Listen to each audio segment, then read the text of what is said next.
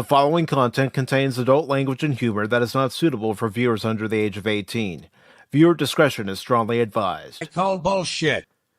The views and opinions expressed during the following video content are those of the individual and may not reflect those of others. Thank you.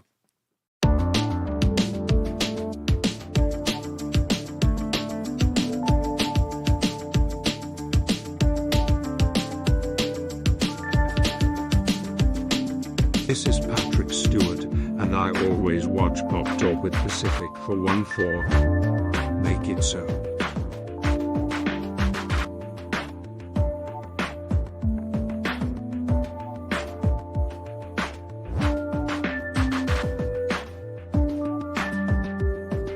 Oh my God, who the hell cares? Cash Money can put his change in my piggy bank any day. Big man Dorothy!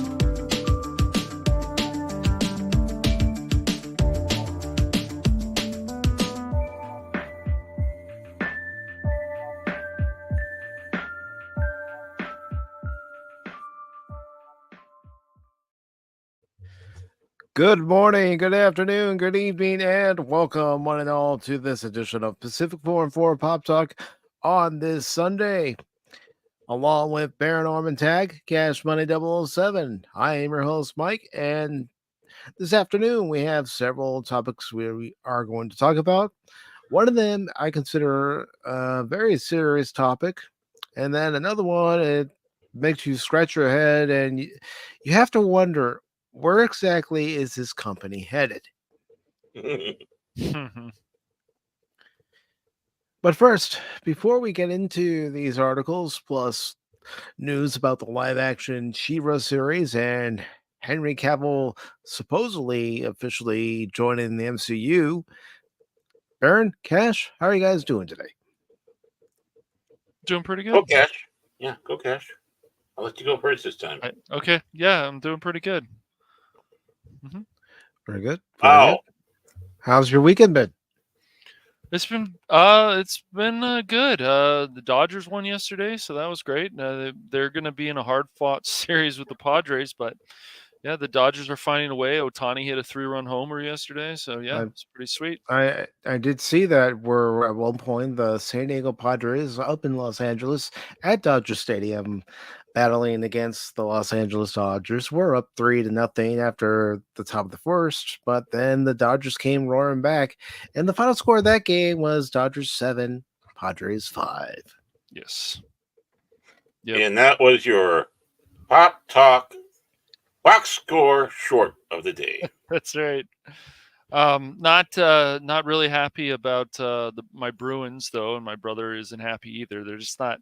They're not showing that they deserve to be in the Big Ten right now. But even USC lost yesterday, which is interesting. So they've got some work to do, that's for sure. Because they're now with the bigger boys now. You got Penn State, you got some of these other teams. Minnesota, of course, is a good football team. So yeah. Lifelong sports fan of any team is tough.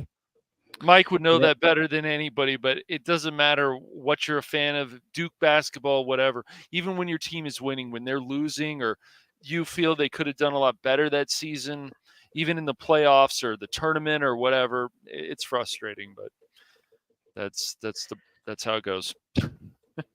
You know, my late grandmother on my dad's side went to UCLA, so she kept up with what the Bruins were doing, and I'm sure she did. Wasn't too happy some days with the football team, then other days with the basketball team. She was elated. You know, if you're rooting for sports teams, you know, it's an uphill battle, it's a downhill battle, it's a seesaw battle at times. One day you love them, the next day, oh, these guys suck. Get rid of them all. That's right, exactly. Although there have been some Cubs teams where I've said it. I've said, oh gosh, these guys suck. Yeah, I know. But you know what? As a true fan, I still watch each and every day during the season, going, come on, guys, get it in gear. And then you see them get it in gear for a little bit, and then it goes away, Victory's it comes bound. back. No, that is one thing I've learned as a Cub fan. Don't get too excited too quickly. Because It's over, man. at some point, the shoe's gonna drop. Well, I mean, it hasn't gotten to the point with the Cubs, and there's certain teams, yes, where people are putting paper bags over their heads, and they're like, we can't do this anymore. That's, of course, what happened with the A's recently, unfortunately, and some other teams. Yeah, so. Well, the A's just need a better ownership group, The better White owner Sox, that though, man, that's definitely. Go ahead. Yeah. The A's need an owner that actually wants to put a winning team on Yes. the field, not a owner who, as Phil has told us countless times, will Yes. give you soda for one of their players. I don't know how true that is, but I guess anything's possible. I haven't done enough research into that. Well, I've always attributed to this, Phil saying, they'll trade for soda machines. They'll trade for your lowest prospect just so they can get rid of one of their aspiring players. Is what I think Phil is actually telling. I think so. And then the next few years, you're going to be playing in a minor league stadium. That is a shot in the face. And if this rumor from MLB.com trade rumors is factually true, they're going to increase payroll. Maybe. But anyways, Baron, how are you doing? Oh, here I thought you might have forgotten me. I'm doing fantastic. It's starting to become October here in Minnesota. Leaves are changing and turkeys are trotting. Had my first turkey sighting today. So don't want to mess with those suckers. I tell you what. Wait a minute. I thought you had a turkey sighting every time you looked into the mirror. Yes. Well, Big Tom. That means I got to build up my harem of Jennies. Yeah, there we go. For a minute, I thought I got my dog barking. Good. But no, I'm doing pretty okay. With the long suffering is home and feeling better. Her leg hurts still, though. But yeah, I mean, things are going in the positive direction for now. My life is kind of like the Cubs. I'll sit back and say that. Don't get too excited too soon. I know what you mean, brother. I know what you mean. But real quick, speaking of the long suffering, I'm going to go ahead and put the link to the GoFundMe. That is for medical expenses. If you wish to help, please do. If you can't do it at this time, we fully understand. If you want to share it out, please do that as well. I know everybody's going through a hard time right now, especially those folks that are in the western part of North Carolina and Tennessee. And I will say that there are several places in my area that are raising funds and also taking donations to help those folks out. Yeah, think of them. In many ways, they need it more than me. But but any contribution is greatly appreciated. That's all I got to say. And I do believe in prayers and thoughts, or thoughts and prayers, however you say that. Those mean a lot too. So don't think I'm kind of like Patton Oswalt or those other freaking morons when they mock that. I don't. Well, Patton Oswalt's such a Did he do something again recently? I haven't looked into his. Well, he's got a Star Trek story coming out, telling it from a perspective of a tribble that's obsessed with Kirk. What? Yes. Yeah. Wow, I really haven't been paying much attention to Patton Oswalt. I try not to pay much attention to Patton some Oswalt. of the things he's done. It's just, when he started He's a opening up plot his waffle. mouth about politics, I was like, can you guys Well, please do some research at more least before you open up your mouth about this well stuff?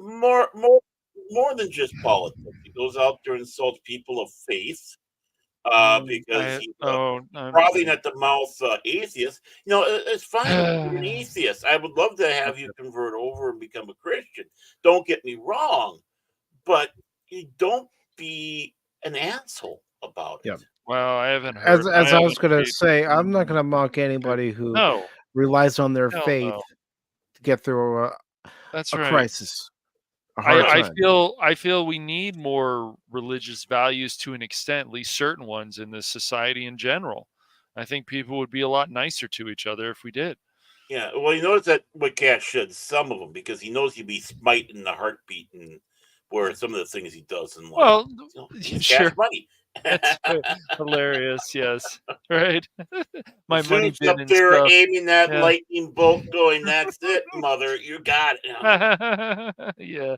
Well, no, I say some because people just, it's the whole thing about mocking Christianity. Like, I really wish it wasn't a thing, but it keeps being a thing, and Yeah. it's really not right. It's really not right to really mock any religion, but especially Christianity. Whatever. Oh, we're But- easy. We don't go out there. I know.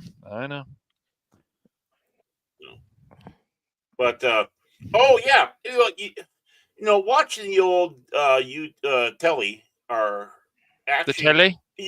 you might see it because you watch Gutfeld too. Some of the commercials. Sometimes, yeah. Yeah. Have you?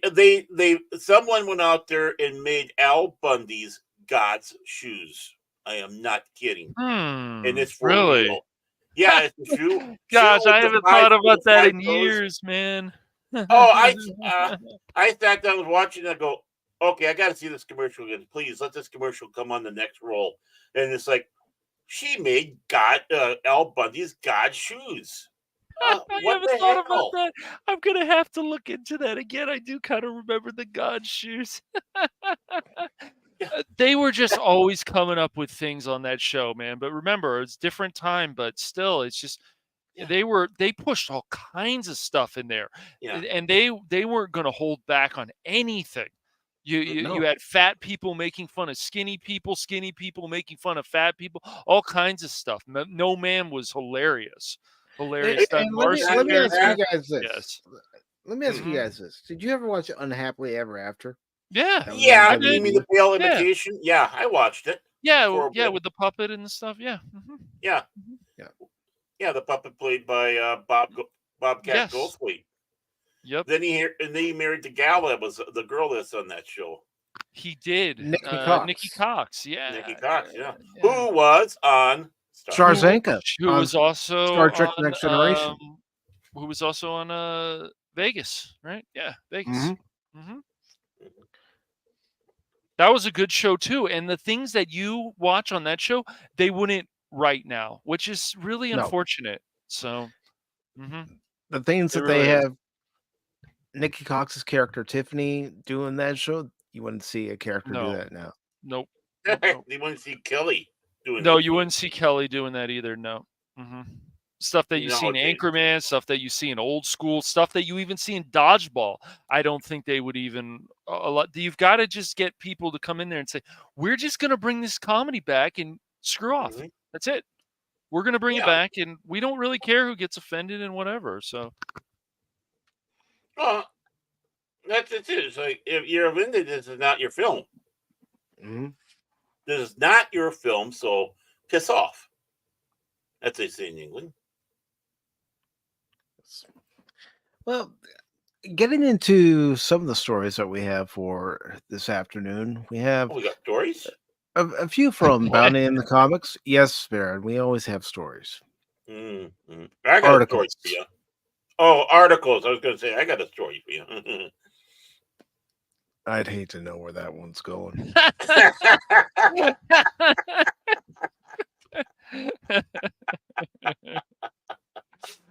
It's great.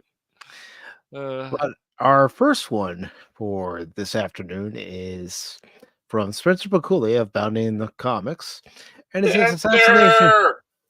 Sorry. Assassination Classroom manga pulled from South Carolina high school, submitted for content review following parent complaint. We're giving them too much adult material than their brains can handle. I don't know. Did you guys have a problem handling adult material when you were in high school and you were made more No. aware No. of said You know- material? Well, this is what I gotta I say. call bullshit. Mhm. I mean, no. I mean, I mean, you're at the age I was when I was in high school. That's when you had a little bit of that comic book revolution, and they started having the comics that said for like more mature or whatever. I mean, hell, that's what Batman: Dark Knight Returns was. They had to put that little label on it that this is for a more mature audience. But hell, it didn't stop me and didn't do anything bad to me other than the fact that I started wearing a bat costume and running around my town going, I'm Batman. I would have loved to have seen a video camera recording that. Oh! There he is. There he is. Aren't you Oh, a little too fat to be a Batman? he tried jumping off a roof. Oh, he didn't land quite James, we only wanted you for the voice. I don't know if you've seen that Family Guy clip, Baron. I laughed so hard. Oh, no, I haven't.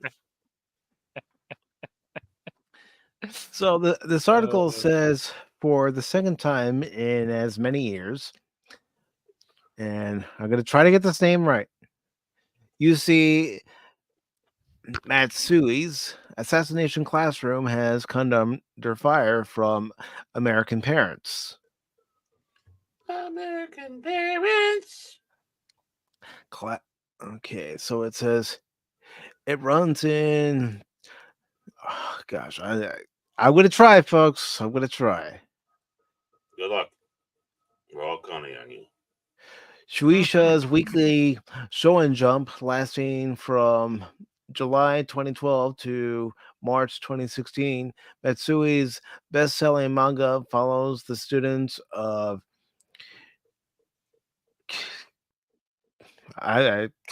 it's junior high school. I'll just say that. I'll just say that because it's a tongue twister. It's a tongue twister. Yeah, I know. I mean, Japanese is a little bit more of a musical language, and it can give give your tongue a good workout. Not in the Kamala Harris way either. Yeah. Oh boy. Yeah. But it's junior high school class 3E. I've watched the anime. I'm sure if I heard it again, I'd be able to pronounce it, but it's been a while. Their ranks consisting. I need to finish watching it. Good show. Yeah, I've heard really good things about it. I've only watched a little bit of it, so yeah. Oh, you need to watch. Yeah, you got to watch it, man. Their ranks consisting entirely of various misfits, punks, and other various troublemakers as they train under the orders of the Japanese government to prevent the Earth from being destroyed. The threat? Their teacher, Koro Sensei, a yellow-colored tentacle alien who has practically conquered Earth. Threatening to destroy the planet in 1 year's time, the alien offers to train Class 3E in the art of assassination in hopes that before the clock hits 0, they'll be able to use their skills to end his life and net themselves 10 billion yen bonus, that is, in the process. Popular in both America and Japan, among its intended teenage demographic, Assassination Classroom recently drew the ire of South Carolina mother Jennifer Hannigan. Oh, well, she's got the last name. She's got the last name Hannigan, and we all remember Annie, don't we? Miss Hannigan, played by Carol Burnett. Yeah, she was rough. Would have been perfect if her first name was Karen. Yeah. Who first discovered the manga after her daughter, a 9th grader, checked it out from the campus library of her school. and it's Sarcasti High. Since expressing her complaint with a series of contents to reporter Ali Espinosa of local news outlet WMBF News, Hannigan asserted, "Even if I didn't have children, I would not want a child to read this book." Well, great to be a parent for everybody else. Well, You don't know what we want. What we let vote. the other parents decide what their children can and Yes. cannot read. Right. I mean, there's girls in lingerie hopping on top of men in the book. She continued. In the book, they'll have several chapters that are telling you a killing is in the title of some nature. Oh gosh, lady.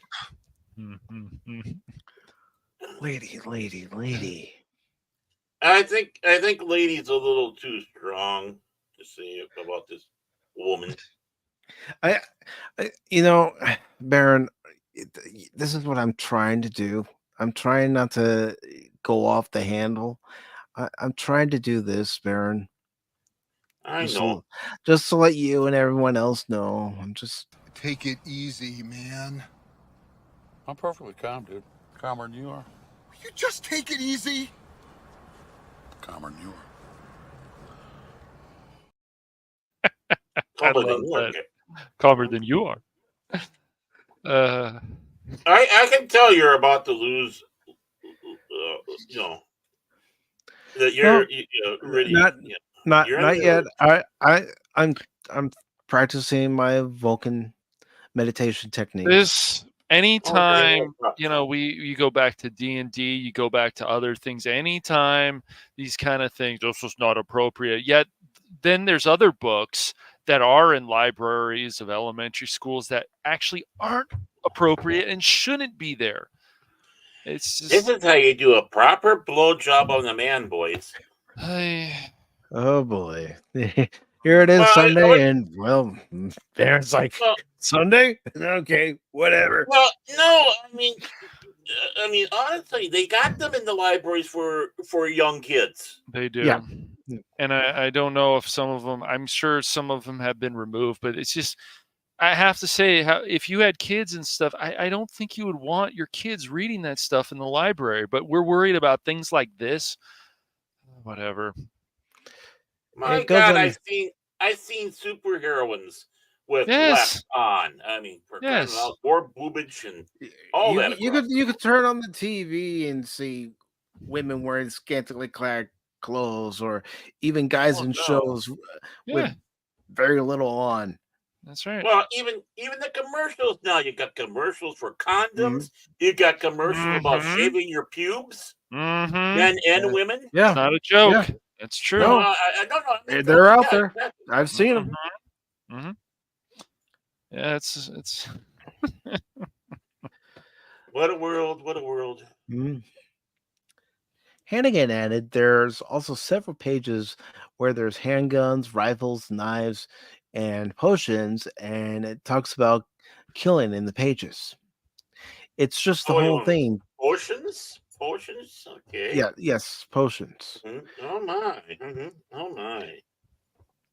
It's just the whole thing, she told Espinosa. Spencer, there's only one Owen told, not two. This is why they need editors. We've said it before, and I'm going to go ahead and add it. They need editors. Yeah. They do. Well, we said that many times. We love you. We only say this out of love, Spencer. But tooled is better than told, or not better than told. I mean, we know you want to get your point across, but that's not the way you do it. Goes on to say that several holes, but they're talking about the operative on how they're going to kill this teacher and different ways to kill the teacher. We allow our children into an adult world too soon, she concluded. Unfortunately, in this day and age, it's going to happen sooner than it did for us 30 years ago. Very 40 true. years ago. Yeah. TikTok. Uh-huh. So, okay. So we allow our children into an adult world too soon, she concluded. We're giving them too much adult material than their brains can handle, and I think that's a problem. Well, they can't escape it, Hannigan. No, they It's can't. all around So them. that's It's right. all around us. It is. Yeah, Yes.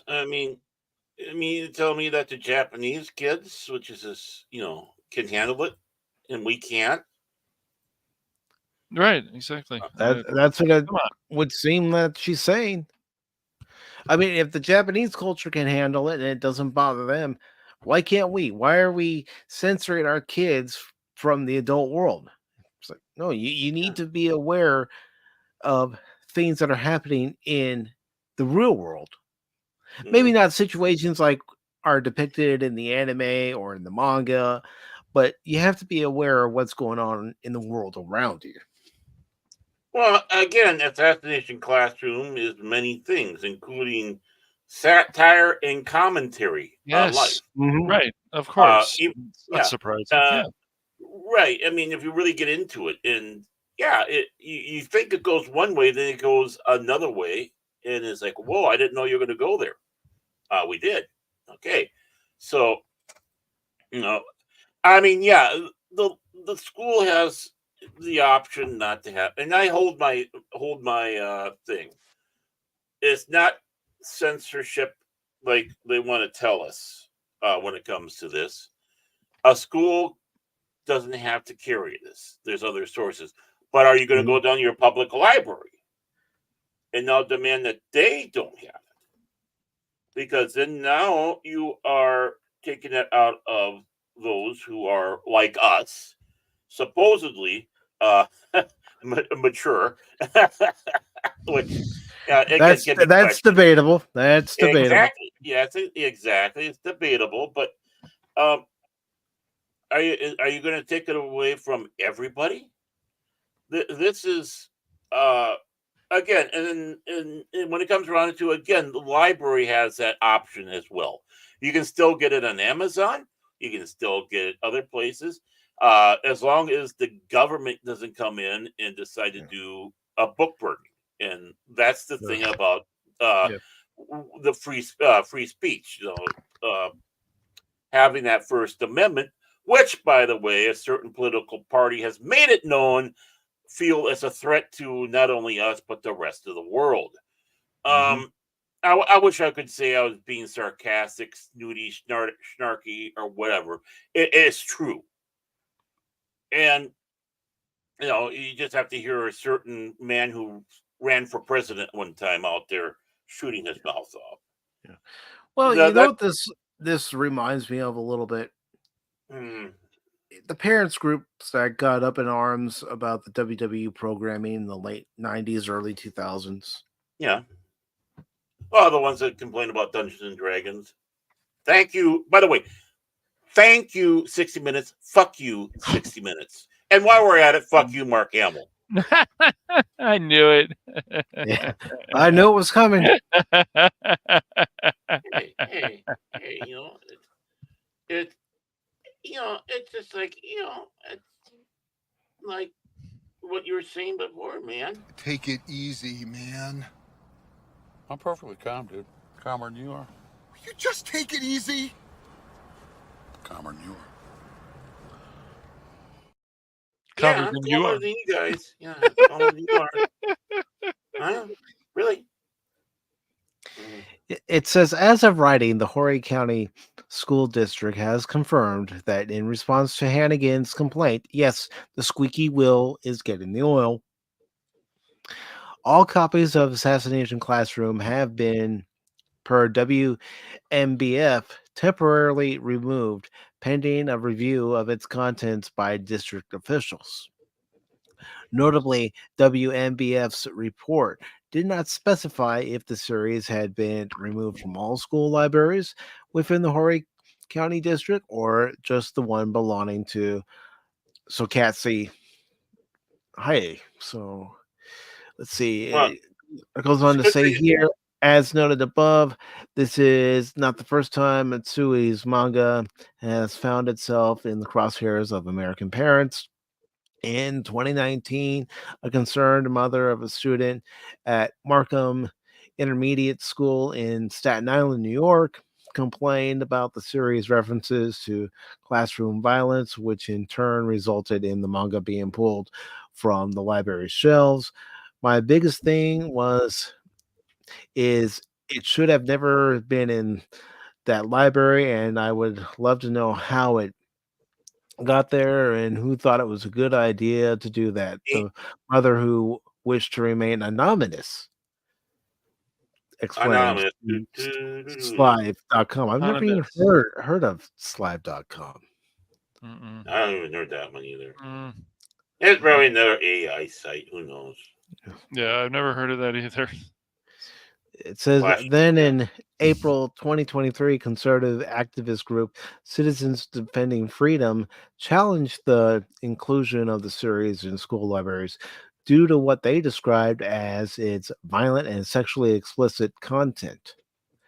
This is a nonpartisan issue. Citizens Defending Freedom's National Communications Director, Kristen Huber, told Fox 13 Tampa Bay. We should all be able to agree that violence toward teachers and explicit sexual content is not something that schools should be glorifying or promoting, especially on taxpayer dollars. Hmm. You know, the sexual stuff really isn't that strong. No, it's not. And speaking of us, good to see you. And yeah, don't bring it into this. What's up, dude? Good to see you, buddy. Well, yeah, I It, mean, this is a it, case where everybody's off their rockers. They really are. Because we know, even though, of course, the conservative groups can go off on things too. They've done it Oh, yeah, before. no. Not all of them, but some of them will go off on things. I want Yeah. to actually see this content. I'm like, with other stuff in there, these sexual books in elementary schools that we've talked about just a little while ago shouldn't be in there at all. This seems pretty tame, but I'd have to go through the book. I just can't Well, see this being that sexually whatever it is. This is in I- high schools too. I mean, yeah, go ahead. Well, the thing is, it's a good thing I'm not on that panel because I would reject it so I can take them all home with me. See, I'm selfish, greedy. I just do it for my own good. It's like, I got them, kids. Nah, nah, nah, nah, nah. I get to read them now. I know. I'm a troll. Troll in life. That's what I am. But It'd be fun to be a no, troll. again, it also shows that again, this is double True, stupidity on anonymous, both yeah. sides. Yeah. You No, know, double- well, let's look. If we're going to have a reasonable conversation about all this stuff, then let's have a reasonable conversation about it. But it's very hard. It's like, look, it's the same thing. A lot of people want to talk about with climate change and all that. It's like, okay, let's have a reasonable conversation about this, and then maybe we can actually come to a solution or an actual, or a good answer for this stuff. But we can't. This whole extreme on one side or the other, it's not going to help anything. We need to have more reasonable conversations about stuff. And okay, these are in schools. Well, what? They're in elementary schools where there's books there, I would say, and people say, oh, I thought you guys were against censorship or whatever. But it's like certain books do not belong in libraries, especially in elementary schools. They just don't. And an instruction manual for young kids to give blowjobs to men. No, that's illegal. That is called the P word. Yes. That is called child.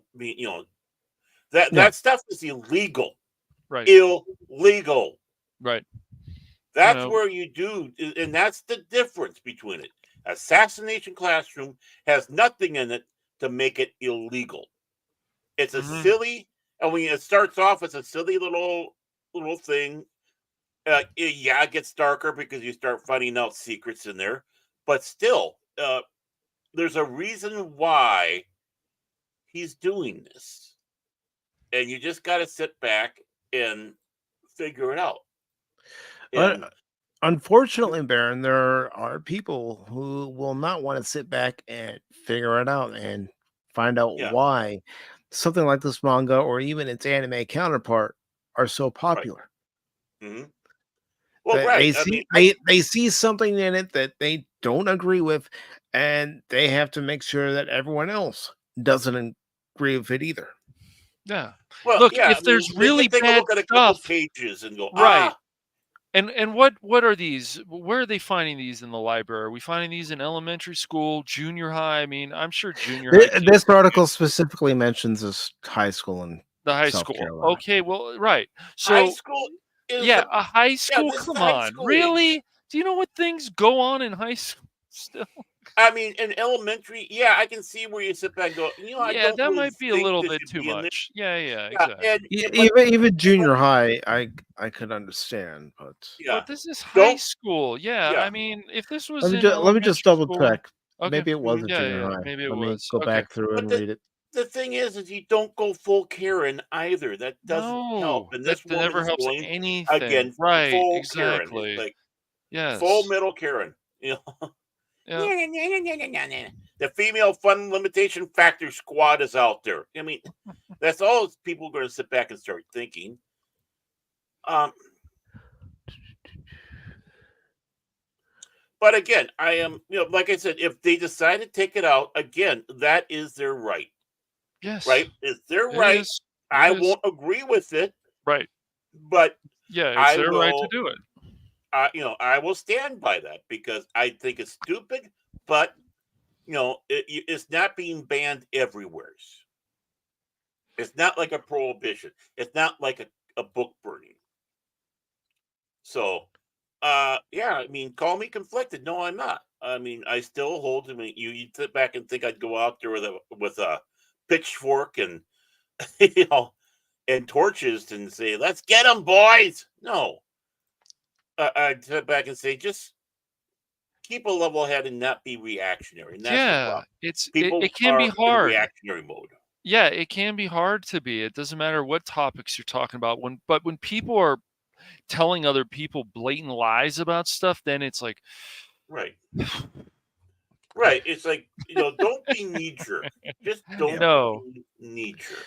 And unfortunately, anonymous. That's how some people are. They see something in the book and they don't like it.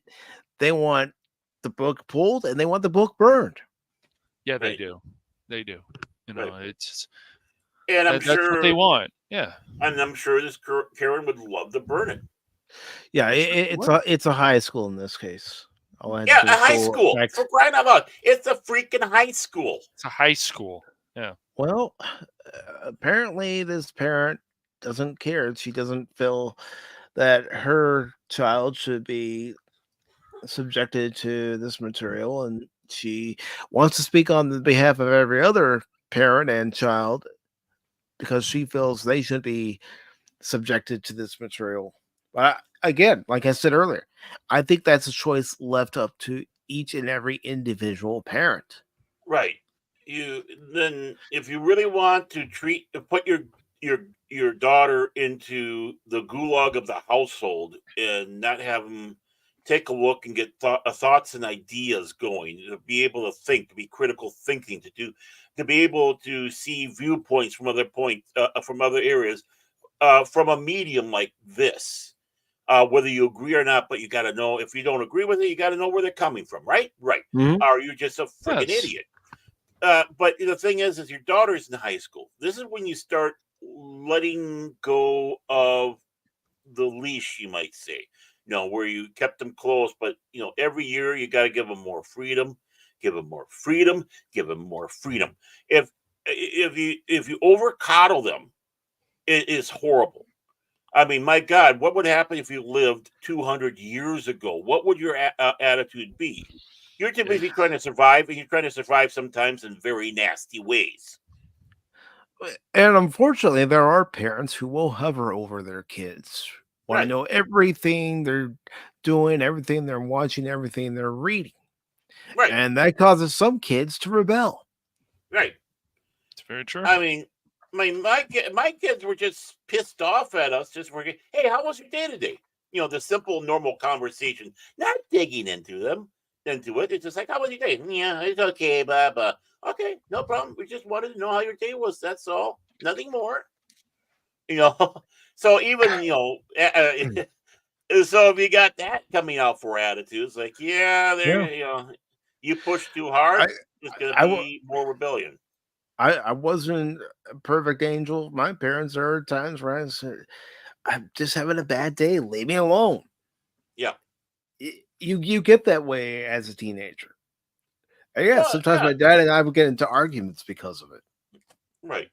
Well, the thing is here you're in high school. You have the same emotions, ups and downs, as everybody else does. But then you get the extra gift, we shall say, of the hormones as your body is still changing even in high school. Mhm. You're finding hair in places you never thought hair could grow.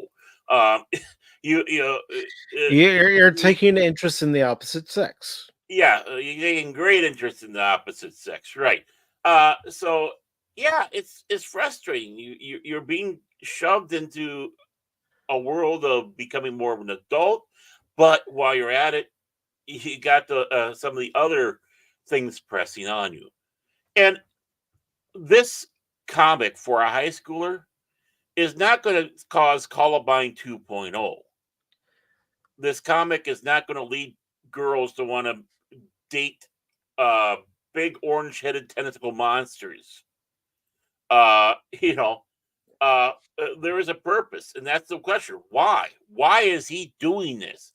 He's the one Mhm. that's going to destroy the Earth in 1 year, but yet he's trying to get to teach you to off him before that happens. I'm not going to give anything away, honestly. Read the manga, watch the anime. It's a great series, and I think it's a good life story to follow. Not follow, but for particularly high schoolers to take a look at a different way of thinking, seeing how other places go. Oh, we're so worldly, but this offends us. Lady, please. This is what kids read in Japan. You want to be Mhm. worldly? You should have confidence in them like they have confidence in their children, or in Exactly. this case, high schoolers. And Exactly. It's it good was to see DJ. Oh, DJ Ronnie G. Good to see you, Turtles. brother. Hope your it day's was going this. well. Yeah, it Anonymous, was. also, I hope your day's going well too. Who cares about Animals? I Just do. kidding, buddy. Just kidding, buddy. But it was DJ's Pay mom. no attention to the Barrymore Ormond tag, Anonymous. It was DJ Ronnie G's mother, by the way, that did the Staten Island one. So just saying. Just, It and Parent does look, say crazy look what happened. tag. Look what's happening now. He's sending links, people. No. it does wrap up this article by saying a few days later, members of the conservative parent group Moms for Liberty campaigned to have the series pulled from schools in the Hillsborough County Public School District in Florida due to the then recent Covenant school shooting. Well, I can understand that. Hmm. It's But slating so the obvious to say that the theme of this book series is disturbing in the light of prevalence of school violence. Moms for Liberty member Julie Gebhardt told the Florida Standard, while the books have fictitious characters, the settings are realistic. so you're part of a group that calls yourself Liberty, but yet you want a stranglehold. Okay, this is where the small L libertarian in me comes in on. Okay. Fuck you. You can't call yourself Liberty and do that. You're restricting people over nothing. Really, it's nothing, and it's knee jerk. Yeah, I understand. Horrible things have happened. Right now, Florida is suffering bad. I saw something where all the bodies are washing up now on the That beach. that's North Carolina too. Oh, North Carolina. Yeah, I mean, Well, when you look at the western part of North Carolina going into Tennessee, you're hearing stories that you know bodies are washing out of graves. mhm. But Caskets are yeah, floating in the river. hmm People who were once living are now floating in the water, or yep, they're under trees.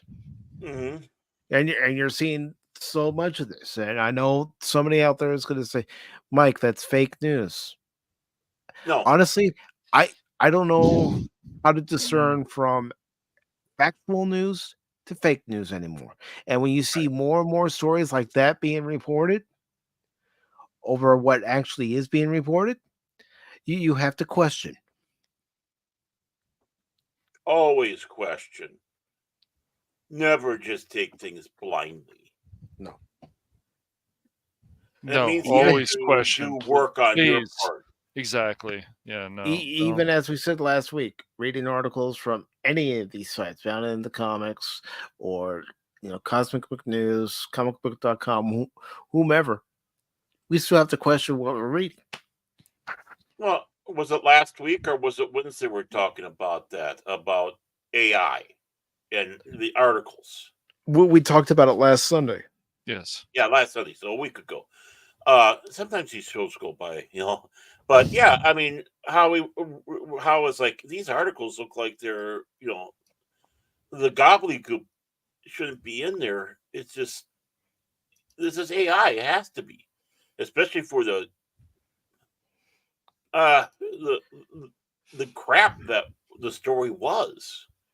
So yeah, I mean, always get news from all over the place. I watch news from all over the world.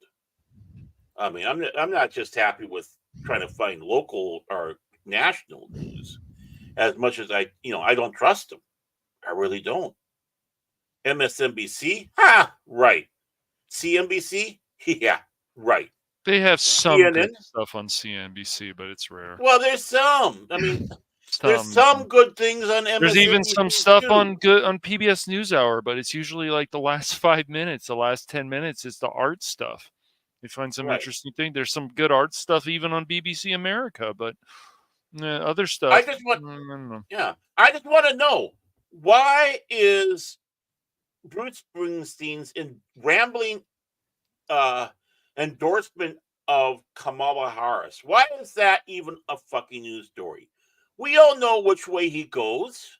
I don't know, man. That's no problem. I mean, we know where he's at. Yeah, but he's made that very clear. Honestly, it's none of our business to know who any of us are voting for. Right. Say that for the polls on election day, or if you live in an area and early voting starting, just like in my area, it's starting next week. Yep. Go and vote for the candidate you want to vote for then. Right. But it shouldn't be a news story that he's doing. You know what would be a news story, actually? If he endorsed Trump. Now that's a news story. Yeah, that would be because it's shocking. Yeah. It's like, whoa, what? Come on, man. You can't do that, man. Pedro. Vote for Pedro there, Anonymous. Yeah, Pedro. Yes, Pedro. You got to vote for Pedro, man. Pedro's a good choice. I'm voting for Uncle Scrooge. Yes, Uncle Scrooge. I'm right there with you, Anonymous. Vote for Pedro.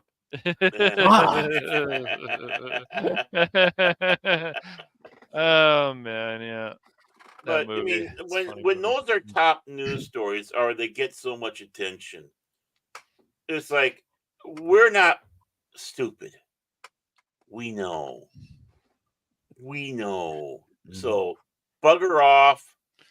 Well, it's just these stories come out about celebrities voting for this certain candidate. It's like, oh, and water is still wet. Well, shocking, It is. Yeah, I didn't know that. I know, man. It's crazy. But again, what? I look at it this way: the sun still rises and the sun still sets. Well, actually, it doesn't do that. According to Neil deGrasse Tyson, the Earth spins, and all it does is makes the appearance, but it's not actually. Oh God, that guy's a pain in the ass. He's had good, and the thing is, like, he's an astrophysicist, so like, even when he was doing that special and stuff on Fox, it's like, okay, man, I get it. Things can make sense, but then other stuff you say, when you can say that you're a scientist, that you're a that's not his exact title, but he says that he It's so frustrating because okay, he's making sense and then he Cash, stops making sense. cash, Yeah, I know. cash. Take it easy, man. Astrophysicist. Gosh, there we go. Yeah. Astrophysicist. Yeah, Easy. he's an astrophysicist. He's also been accused of sexual harassment or was involved with the Me Too stuff. I don't know if that ever happened. I heard it too. I mean, But so once again, but when people stop talking about things like, oh, and especially when you're an astrophysicist and you start questioning biology when you know for a fact it's real, I know it hurts people's feelings to say that. Certain people, you but just it got is. canceled. I know, Cash right? got canceled. Cash got canceled. Well, no, But because he had but really, Careful, Baron. Guilt by association. right? But he's an We could Oh, also I be don't get it. canceled. astrophysicist. And look, I No. get it to an extent. People are in the public eye, so they don't want to say certain things because they feel they're going to upset the side. But you can't worry about that. You just can't worry about it. And so The he'll thing say is, stuff. Cash, Go the ahead. thing is, you can't worry about No, whether you appease somebody or offend somebody because you're not going to make Right. everybody happy. no, you can, and there's no point of that, anyways. But when an astrophysicist comes out and starts talking about things that are ridiculous because he's worried about being canceled, or maybe he really feels that way, it's just like it's hard to keep listening to that person. It's the same thing with Bill Nye, the science guy, a kids No, guy, you said it whatever. wrong. Oh, Science fraud. Bill Nye the science fraud. I just No, saying really. that, like, Dolph Lundgren's got more credentials than he does. does he? All I he did was, didn't know that. yeah. Okay, I interesting. mean, all he did was, I think he worked for Boeing and it was part of the local comedy troupe that had a local comedy show that they actually showed on Comedy Central. And Mhm. that's what got him his start. I never liked him. I liked Beekman's World. No, I'm serious. Yeah. Yeah, no, It was more fun. it's just really unfortunate that, you can't it's like, no, I'm sorry, but if you believe in science, you have to understand biology and these other science, they exist. DNA, it exists. And so when you try to question it, when you know this is a thing that's actually factual, I know that also hurts people's feelings too, but it's just hearing that from an astrophysicists saying these things, and it's like, how can you listen to them about other things? Now, I've had some arguments with some friends recently about this, but how do you listen to them about other stuff, including Bill Nye the science guy, the dude guy, whatever? It's it's just it makes them lose credibility in their field, and that's not good.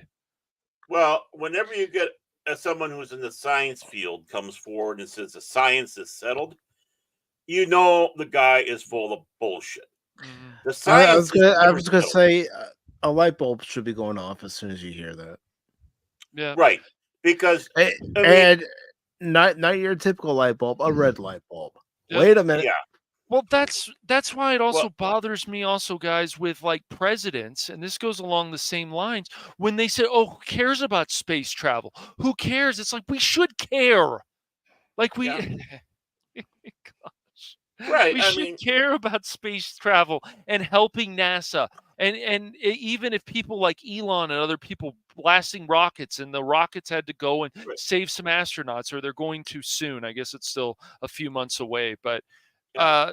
these are good things. People should honor that. But Well, I mean, for me, Eh, again, my well, real quick, I libertarian. just want to say hello to Wolverine. Good to see you, yeah, what's brother. up, Wolverine? Hey, Wolverine. Good dude. He's a good dude. Great guy. You know. But Yeah, the thing is, who didn't like Beekman, especially that hair? Beekman was cool. He was, I mean, wow. I mean, I love Beekman. But I think the guy who played the rat is no longer with us, sadly. But he was also one of the puppet guys for one of the ones in the beginning. You know, the puppet rats or whatever. Mhm. But when it comes around to it, is science is never settled. You think even when you have your laws, I mean, they're redoing Exactly, the Baron. laws of Mhm. Isaac Newton, right? Right, Because they found right. errors. Even even Einstein's theory of relativity is being questioned, and rightly so. It should be. It's like, was there, as we go along and we get more equipment, more things, better equipment. So it's not a diss to those that have come before us. No, They just didn't have access to stuff that we did, and they love to mock the other one. Oh, do you know they believe this? Well, yeah, they're working with the tools they had at the time, and it seemed logical, right? Exactly. Just like 50, 60, 70, 80, 90, 100 years from now, future science is going to look at our science and go, do you believe that they believe that? Oh, they'll they'll knock Neil deGrasse Tyson. I mean, they'll sit back and say, "Can you believe this moron?" And not only that, he decided he wanted to be a biologist without a biology degree. yeah. Imagine, being on like on like Bill Maher or one of those shows that he would go on. It's like, dude, no, that's not true. Like what you're saying with Bill Nye, it's like, look, you did these science experiments for kids and you had a show, and I don't think he's done that in a number of years now, but it's like the other stuff you say is ridiculous. Like, so how can you sit there and say that? It's just, and I'll tell you why. And, of course they get mad and whatever, but still, it's like you're supposed to be a scientist. You're saying things that are factually incorrect. I mean, it's just like history. You start finding out new things, new places. I mean, talk about the big one with the Dead Sea Scrolls when that came into existence and blew everybody's mind away, and still does. Look at many other things we have out there. It just takes finding a new thing to really destroy what we know now. And yeah, they do try to suppress the science, the discovery. They can't handle it. They did that with the mummies in Xinjiang. Forgive me if I said that wrong. China, when they unearthed back in the early 1900s tombs of naturally, basically freeze-dried corpse mummies, but they weren't Asian. They were red-haired. They were fair-skinned. They were tall, and it's like they quickly buried it back then. And then we had an earthquake in the 90s that opened it up, and they couldn't hide it. And there was a piece of pottery with a fingerprint on it, and the one guy goes, "Can you get DNA off of it?" The guy says, "Probably not." But the other guy, but he still took it anyways to hide it, because the last thing they wanted to do is they're trying to suppress it. They're trying to suppress history, science, everything across the board. Exactly. Right? And that's So ridiculous. don't trust scientists. Right. Don't trust It's them. insane, man. It's like they get credited because they're talking about some science that they never talked about before. It's like because people think they were hacks. Let's just be honest. So don't be a hack. Do your research and get better. I mean, the Dead Sea How's your day Scroll- going, Phil? Yeah, Phil. Oh, who cares? Yeah. He's but trying to Again, troll I us care. again, of course. You care, Yes. yeah. I know. You're nice. I'm not. But it's like the Vinland map. There was a guy went out there and discredited, and his only thing to discredit it for was to destroy people he didn't like. Nothing more. Not science. So it was done in a sloppy way. And yeah, they did the test, and they found that there was ink that was in there that was newer. But the thing is the piece of paper, the map, was put in a book of that same era, and there was leaching from the other link, between the two pieces. The one guy who has the ability to like do a scan, to do layers of these things, went through and he said, no. If you go down deeper, the ink is different. The ink is older. Yes, this map is for real. So we've been given a lie, and today, people are still sitting back seeing the lie that the Vinland map is fake. This is a guy who went through and did this to tombs. He did this to mummies. He all across the board. This guy is very talented. But no, let's keep it alive because it's inconvenient to conceive that people back in that day would have a map of North America. Columbus was first. It's like, okay, fine and dandy. I'm not taking anything away from what Columbus did. But you're still suppressing history, science, all that across the board. Never trust a friggin' scientist, especially when their goal is to destroy another scientist, or in this case, 7, for your perverted joy. Then you should really be questioned. Same thing with history. Yes, always. You can't just read. I know everything about this. I read a book. No. Oh, you read a book? A book. Just a book, not multiple books. Not at least a few? We have different points of view on the subject. Did you do some research? Did you look into more articles? Did you watch some videos on it? Did you do any of that? Yeah, it's just and when people want to Did you go to museums to see these pieces that they exactly or was left behind? Yes. Like the ship museum in Oslo. Yes. I mean, magnificent, blows your mind. It's like, wow, these ships. The Usaberg. I mean, oh my word. Yeah.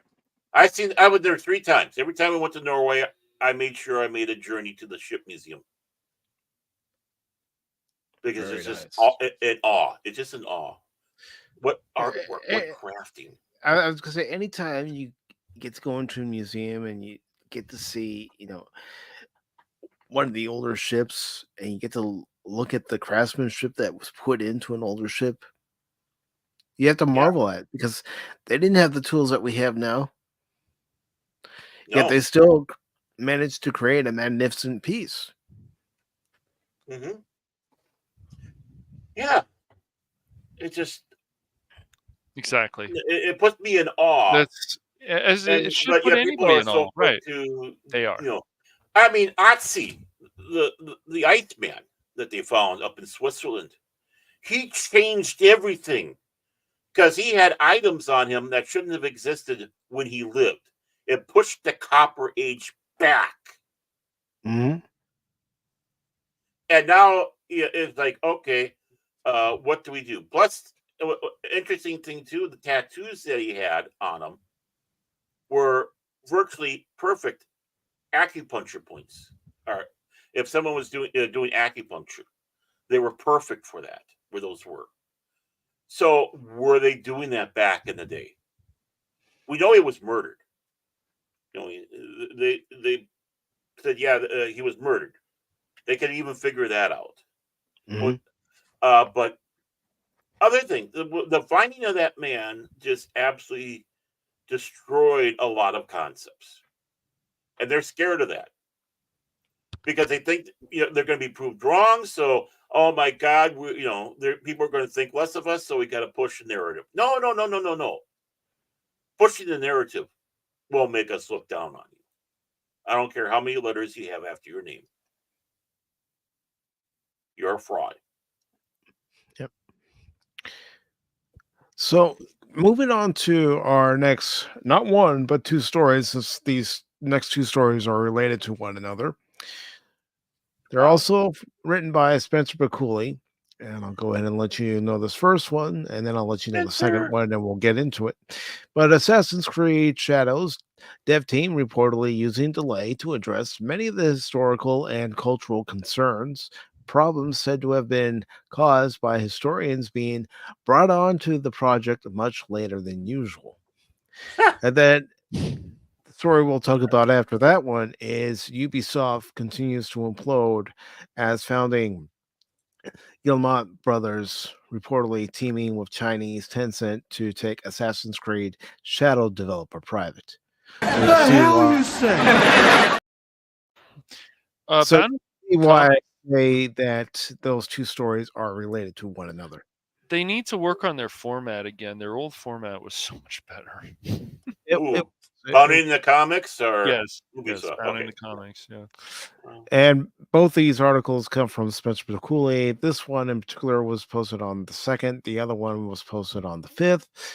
And for this one in particular, it says a new report has potentially shown a light on just how Ubisoft is planning to use the extra Assassination Creed Shadows dev time allotted to them by the game's recent delay.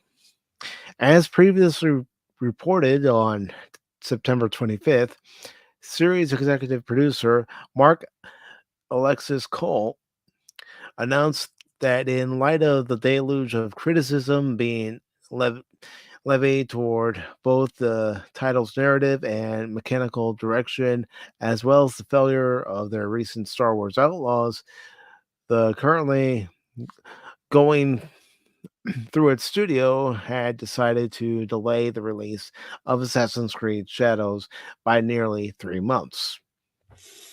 Assassin's Creed Shadows is a dream project for us, finally bringing the series to feudal Japan with many features developed with our community in mind, such as parkour or the renewed stealth brought by new technology, all set in a beautiful and immersive world, wrote Coates. This is an ambitious addition to the franchise, a rich experience that can be lived through the eyes of two unique protagonists, but we realize we need more time to polish and refine the experience, pushing further some of our key features. As such, we've made the decision to postpone the release date to February 14th, 2025. That's right, you can give the one you love, Assassin's Creed Shadows. Shot to the heart. Now I'm bleeding. I think I need to go to emergency. Sorry. He then revealed the game will release on a broad range of platforms, including Steam at launch. Additionally, pre-orders will be refunded, and all future pre-orders will be granted the first expansion for free. Rest assured, we are looking forward to the moment you will embark on a memorable adventure with Noe and Yasuki.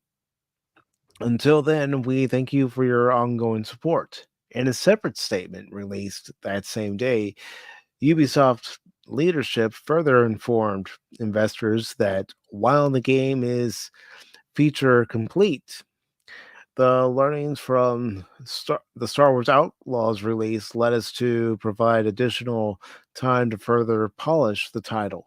They added, this will enable the biggest entry in the franchise to fully deliver on its ambition, notably by fulfilling the promise of our dual protagonist adventure with Noe and Yasuki, and bringing two very different gameplay styles. In light of this decision, the internet was soon set ablaze with speculation regarding just what improvements Ubisoft could be making to Shadows, with the most popular theory notably being that they would be completely removing Yasuki from the game's narrative and replacing him with an ethnically Japanese counterpart. Unfortunately, for those who place their bets on this potential outcome, according to insider sources who spoke to Insider Gaming's Tom Henderson, a change in protagonist is not on their to-do list, nor would you ever think it was.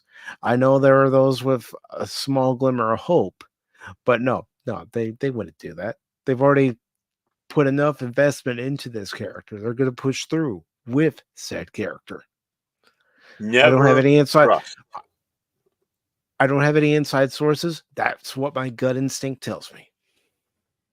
Oh yeah, I mean, they want to push a false narrative. I mean, even though it's a fantasy game, right? It's a fantasy game. We understand that, but even fantasy games in one penguin enters, two penguins enter, one penguins leave. Punk Waddle, greatest sparring. Punk Waddle, it's the most fantastic game. It's Punk Waddle. No, I'm trying to say Punk Waddle's greatest sparring partner, Low Spec, Linux. laptop, or in this case, what was it, gamer? Low spec Linux gaming. See, yeah. See, trying to give him both props in that. You know, it's Punk Waddle's greatest sparring partner. I'm trying to make excitement out there for these penguins that we have. Penguins. I love penguins. But what was I saying? Oh, of course, yeah. I mean, but the thing is fantasy is sometimes still grounded in some form of history, right? D&D, obviously, European, medieval, trying to copy some of the medieval belief styles and such in its own anachronistic way. But here you're dealing with something that Japan doesn't like. You're screwing around with our history. They don't like that. It's like you said, Mike, he should have been one of the NPCs that your character goes to, historical character he goes to, just like the other games, right? So you still risk that insult, and guess what? If you're not going to change it, well, it's going to join the shelf of the Star Wars Outlaws. Boy, did we screw up! And low spec says laptop died. Luckily, No! my battery bank is good enough to support desktop now. Very nice. Oh, everyone, Sweet, dude. put an F in the chat for his laptop. This is sad. This is sad. Everyone, please put an F in there. And while everybody's doing that, I'll go ahead and continue reading this article. Unfortunately, a change in the protagonist is not on their to-do list, though admittedly this prospect did seem a bit pie in the sky, as removing Yasuki completely would likely require Ubisoft to almost totally restart production on the game from the ground up. It does say, however, while Yasuki may be sticking around, said sources did suggest that Ubisoft was dedicating a portion of their extra dev time to actively addressing many historical and cultural concerns, which started before the game's reveal following external playtest and were accelerated further following the game's initial reveal and mass feedback, meaning it's not historically accurate. Phil, what are you talking about, man? Go back to the Matrix. Go back to sleep.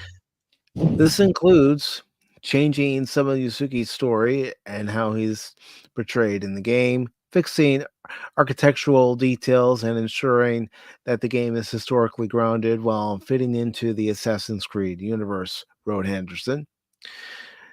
As to how such stark historical issues made it through Ubisoft's supposedly strict asset approval process, Henderson's sources explained to him that historical experts were brought onto the project much later than usual for a project of this magnitude. They should have been there from the start. Yeah, right from the planning stages. What? And that miscommunication between teams and cutting corners when it came to the approval process of assets to meet deadlines were also at play. You mean a large corporation developing a product cutting corners? You're forcing me, man. What the hell you say? But we did our research. We worked hard. We saw Afro Samurai. Obviously, they had them. Didn't you see that manga and anime? It's like, come on, man. Come on, man. We're That not. was And we're Ubisoft, man. We're not going to dummy down the stuff. We're going to still make it challenging. We're not going to do what we did with Mirage. Sure. You get that great game experience, just like Outlaws. It says, in addition to these aesthetic and narrative issues, the insiders noted that the game would also be receiving some major polish. The game is currently not at the stage it needs to be for release, and I'm told that there have been some tweaks to some gameplay mechanics and elements that are going to take time to incorporate, relayed the reporter. Well, some of these issues were highlighted in recent playtest and mock reviews. These are end of development issues that will take a little longer.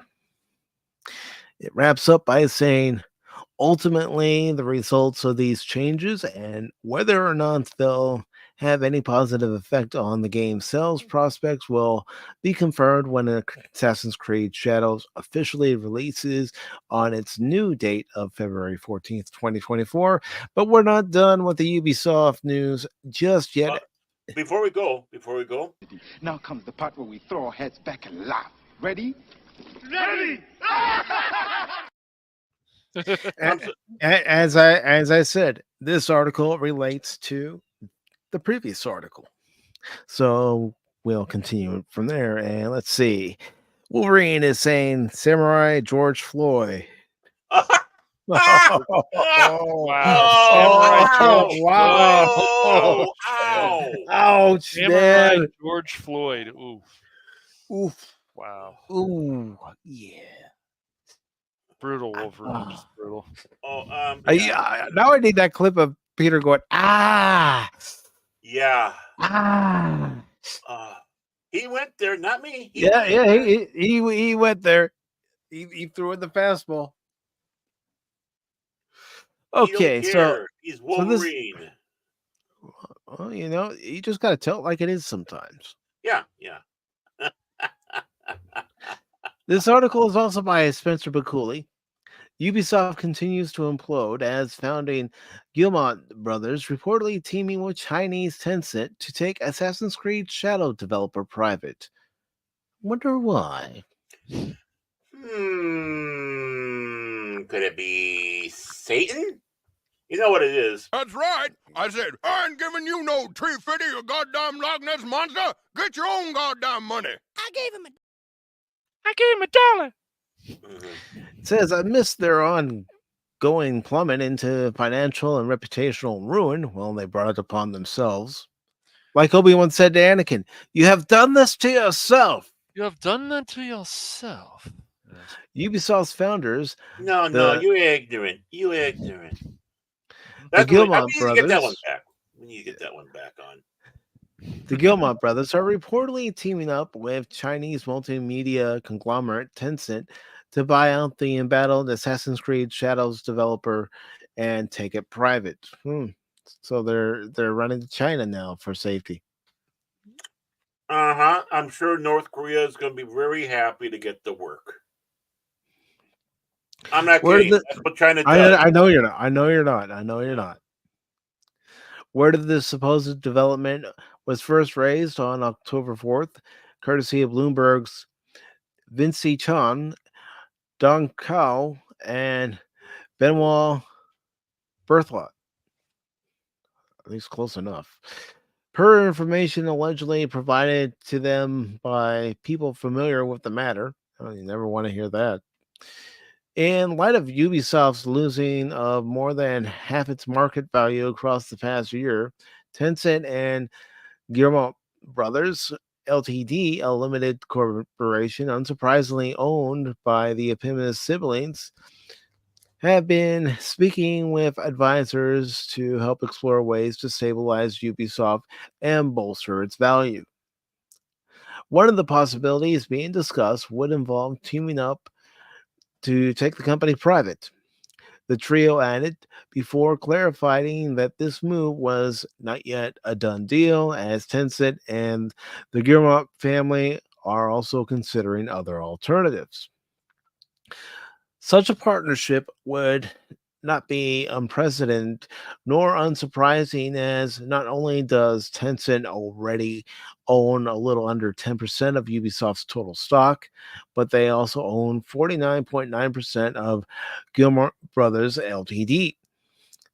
Itself, having bought this stake in a 2022 deal whose terms allow the Guillemot brothers themselves both the freedom to work and communicate with whomever they want, as well as the right of first refusal should the Chinese company ever choose to sell their stake in the company, which the deal states they legally cannot do until at the earliest 2027.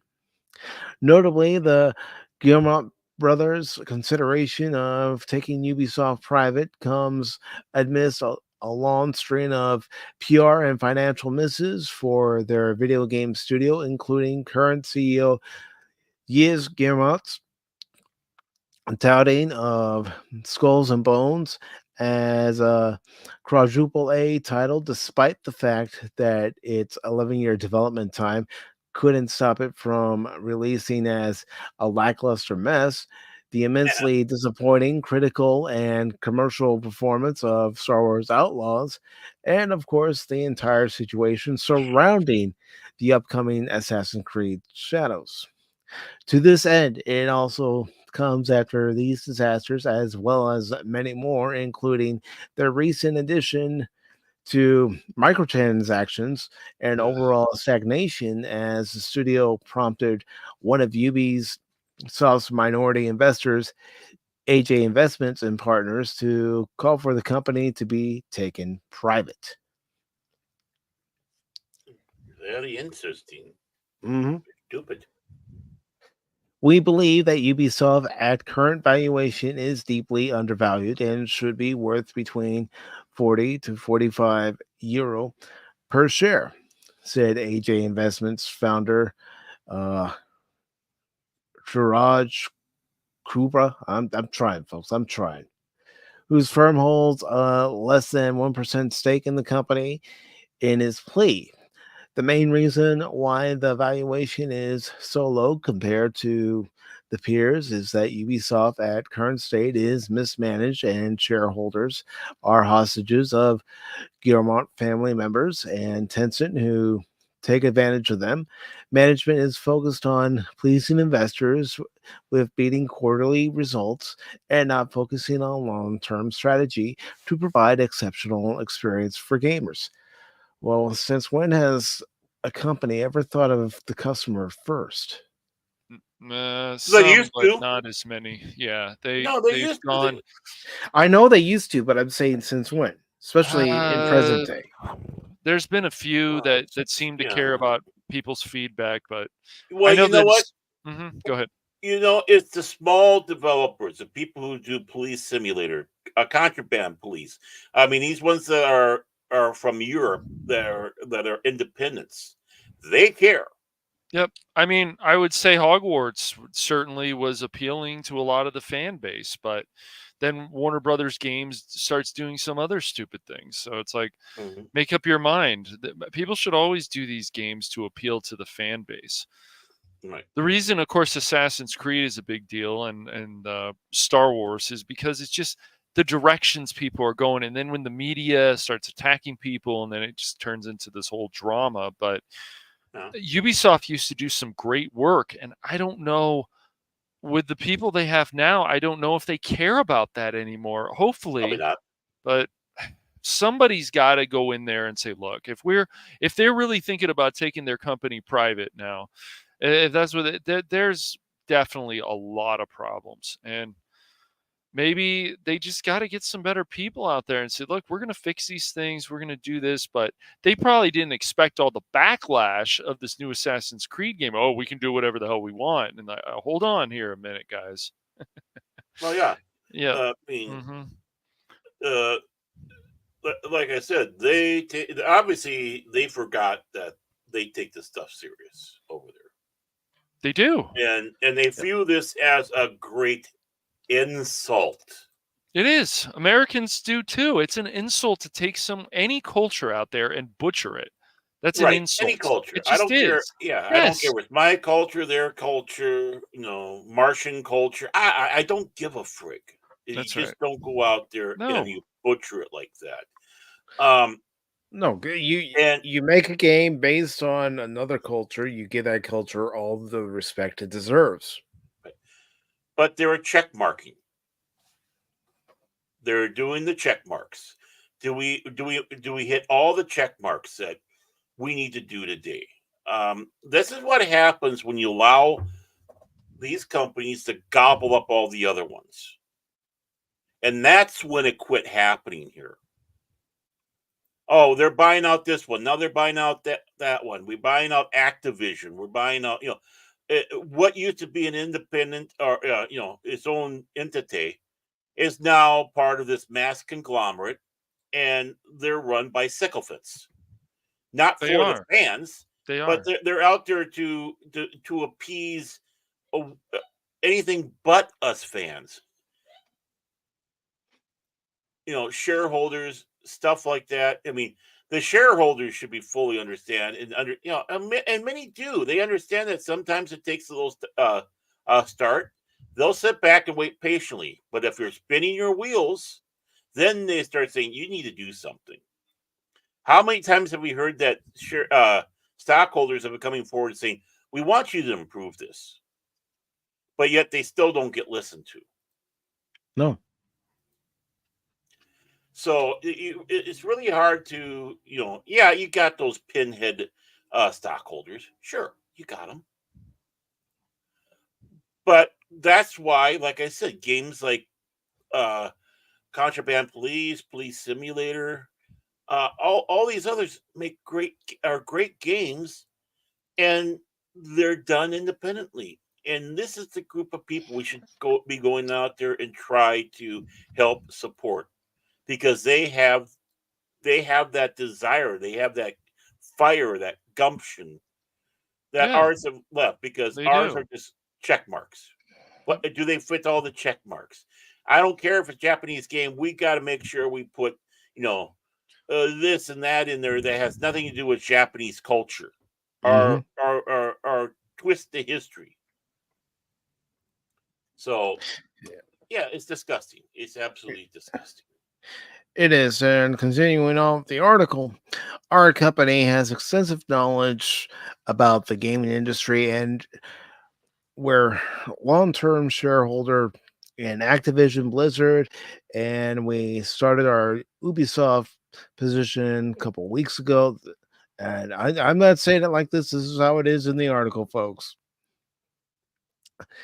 And still adding to it, he added, we cannot understand the decision-making process of current management that is focused on releasing multiple average games per year that are harming Ubisoft's reputation among gamers community instead of focusing to provide hit games within its exceptional franchise portfolio. Because again, like Baron said, they're more interested in meeting the stock market quota than actually paying attention to anybody who has any concerns about what's going on with the games and making sure that there's a quality. Yeah. Sweet Baby Inc. has played a big factor in what's being put into games. They played a factor in what's going into this game. They played a factor in Suicide Squad, Kill the Justice League, among others. Yeah. That's where you take the torches in the pitchfork suit.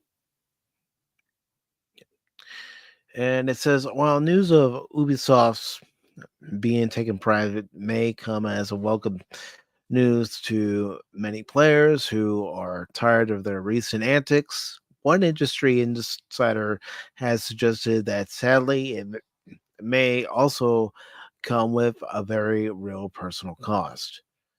In response to its own report on this development, Insider Gaming's Tom Henderson was met by the observation from popular video game YouTuber Jor Raptor that this would mean a ton of layoffs probably, but something has to happen as this can't go on for much longer. Yeah, well, Ubisoft has done this to themselves. Well, the thing is they're already facing layoffs. They already laid off how many people? And then they sit back saying, oh, by the way, for a Christmas present, we're going to lay off even more. So either way, there's going to be layoffs. If that's how you look It's at not just one company, it's multiple companies that are laying off people. We had read that Activision Blizzard article talking about how they're going to lay off workers in California. And they're going to lay off some of those workers in California just before Christmas. Yeah. Ho, I got ho, the ho, Merry Christmas, bah humbug, you're out of here. Yeah.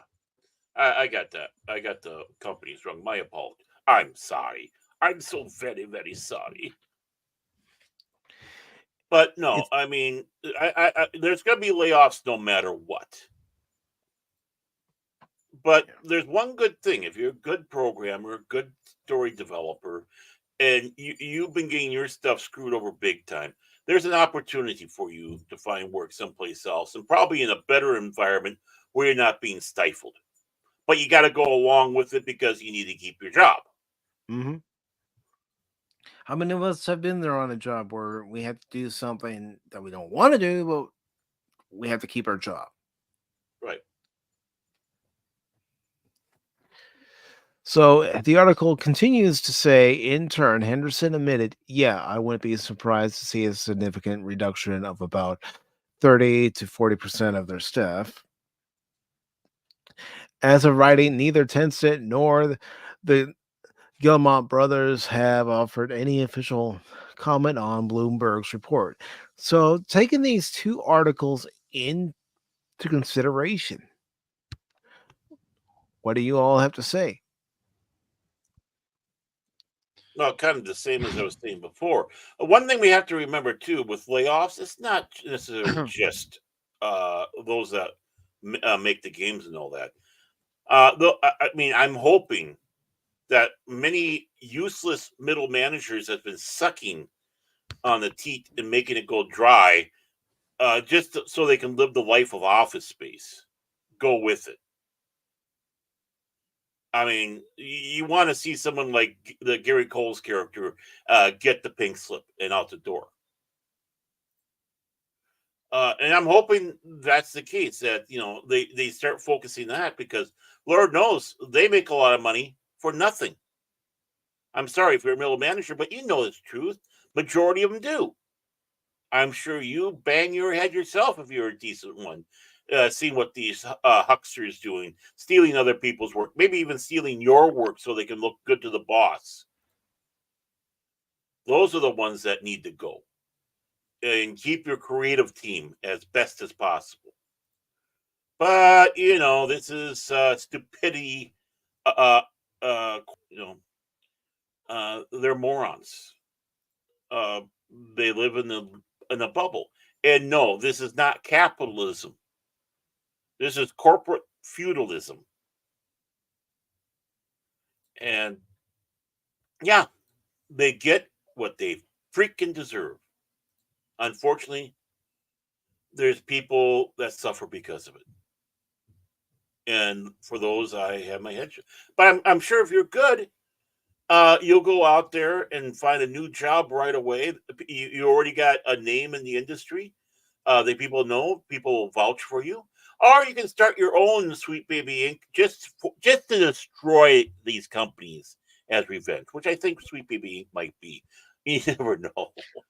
I mean, I don't know. Anything's possible about that. No, Like, I mean, tongue in cheek on that one, honestly. Tongue in yeah, cheek on no, that one, but it's I, you know, yeah. I mean, Just I there's a would lot of love to the decisions, spike like company. even taking the Sweet Baby Stink out, or Sweet Baby Inc., whatever you want to call it, out Ink of is the equation.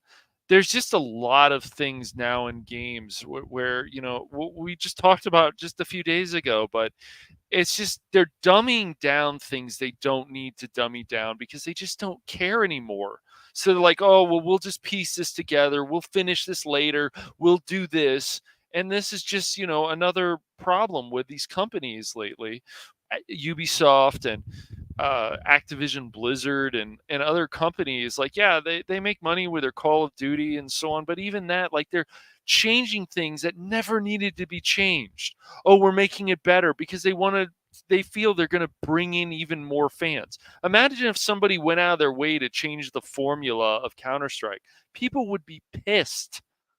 Oh, definitely the competitive gamers. Yes. Yes, they would be very pissed. Well, again, and yeah, you can. I still put a little bit more power in Sweet Baby Stink because they're the ones that come in with the checklist, and then the company sets the parameters. This is what we want for our game. Well, that's bullshit, man. No. You got to do this. This is the way we were told. We had consultants. Yeah, well, it's just bizarre because like all these decisions, like you play the Division 1 and 2, those games can be fun. You play stuff like Dance Revolution, or that's not what it's called, Just Dance, excuse me. People that have actually played that, they are catering to their fan base. Ubisoft, if you buy the Uno game, they're catering like, well, it's Uno, but it's still a fun game. Yeah.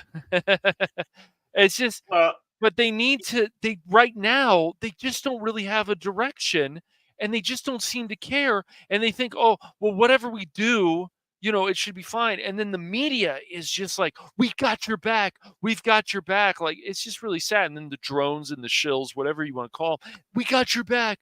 We got your back. It's like, no. The bots. Yeah. Yeah. And the bots, right? Yeah. They're bots in a way too. But yeah, it's just Yosuke, who's a character in Assassin's Creed, like they have an anime of him, but they make a point to say this is fiction. Ubisoft has not really done that. Then they come out and say that later on after the backlash comes. Well, when I say bot, I'm serious about it. They set their bots out and flood everything. Yes. I mean, just like the moment they announced Tim Walz to be the vice presidential pick, all of a sudden, all these people coming out from nowhere saying, "Oh, I follow him. He's so great." It's like, bullshit. You follow this guy. Mm-hmm. He is from a huckster state, right. Little Midwest state that you really don't give a crap about. Yeah, he was really on your mind. No, I mean, for anybody. I mean, I can see that for if Pete Buttigieg was announced to be the pick. Yeah, I can see it then. All these people coming out and all that. But when you have virtually every statement come out about the same, no matter what, and in such droves, it's a bot. And these companies do the same freaking thing. It's their way to try to get people excited for their product. But again, don't trust anybody. Right. Don't trust these guys. No. Don't trust these tweets or twats, as I like to call them. Don't. When they're doing I will tell people 1,000 times, if you want to play something recently from Insomniac Games that doesn't have really any of the agenda there, pretty much, yeah, it doesn't really have an agenda though. I guess they did change the female character a little bit, the wombat. I don't know. I'd have to look more into that, but it's a fun game and it doesn't force anything on you, and that's nice. But the rest of Insomniac Games recently, it's just they're not going in the best direction. I mean, it's really too bad that stuff got leaked from the Wolverine game, but even that, you read some of this, it's like, are you guys really going to do this? This doesn't seem right to me. And other people say, oh, it doesn't matter. Not that the combat isn't bad, not that other things aren't bad, but it's the story and the characters, and it's just the laziness. I mean, I would tell people even games like Deathloop, like, I just don't find those two characters very interesting, but the combat is a lot of fun, especially if you like the BioShock type combat. So there's good stuff, but you can still find things from companies that they do good things and they do care about their fan base. I think MythForce has done some good things, but I think they need some more episodes. Yeah, and I'm sure they'll get yeah, I think they will. And I think even more characters. Yes, I agree. And more villains. Yes. Different villain types and such. But yeah, I mean, again, look at MythForce, and I don't who does that game? I know which company. It's let me look at it. I'm looking at it right now. I'm opening up my Steam. Okay. Because I'll be honest, I can't remember every single developer and No, publisher I that's out Yeah, can't there. no, either. this is Well, you need all the help I can get. I was about to set mine up, but you stopped me, which is a good thing because it might suck me into Cyberpunk 2077 again. Oh, I couldn't stop playing Well, that game last night. I'm glad you're having fun with it, brother. I yeah, am, it's but it awesome, man. wouldn't let me get out. I was going to get, okay, that's a good spot. I want to save so I can go. No, you're in a spot you can't be saved. It's like, I got to go through this. Okay. I was a little irritated about that, but that's okay. That's okay. I'm over it. I'm over it. I'm over it. Really? Why are you? I'm calm. I'm calm. Calmer than you. I'm calm. Calmer than you are. I know. Calmer I than love you that are. clip. I love that clip. I figure that could relate to any of us, whether it's Yeah. us on the panel or Mhm. so in the chat. It's like, calm down, calm down, calm down. Yeah. Perfectly calm. I'm Okay, as far as the publisher and the developer was Beamdog Beamdog. for Okay. Myth Force. Yeah. Okay. Okay. Well, whoever was at Beamdog did a Mhm. fine job, and no Yeah. BS. No Yeah, no, BS. they're good. I mean, I hope at some point the users come in there and like the user reviews, and it, instead of saying mostly positive, it now says positive, or maybe even get to the point of very positive. I should drop a review in that if I haven't, because Yeah. it's good. Well, the only complaint I have is hard. It's like a Saturday morning animated show, right? So I'm having a hard Right. time playing the game and eating my cereal at the same time. Oh, come on, Baron. You know you could do it. Really, You I try hard tried enough, it. you know you can do it. Uh, And it's good to see Crit of Everest Productions. That's Lord Crit, of course. Yes. our Orca boy. Glad to see him swimming in, making sweet whale sounds. How you doing, buddy? Hope you're doing well, Crit. It's been a while, brother. Yeah, it has. So, gentlemen, Nice. They sow what they reap, and that's a sad thing. And it doesn't take much. It just takes, it only takes a couple little changes, and they'll be back to rocking it. They'll be, first get rid of people like Sweet Baby Inc. and people with that mindset. Get rid of them. Flush them down the toilet with a dead goldfish. I've seen some of these toilets. They can do that. It makes me scared when I flush them. But do that. Give control to your developers and have a good story plot line out. This is what we want. We want to have this action.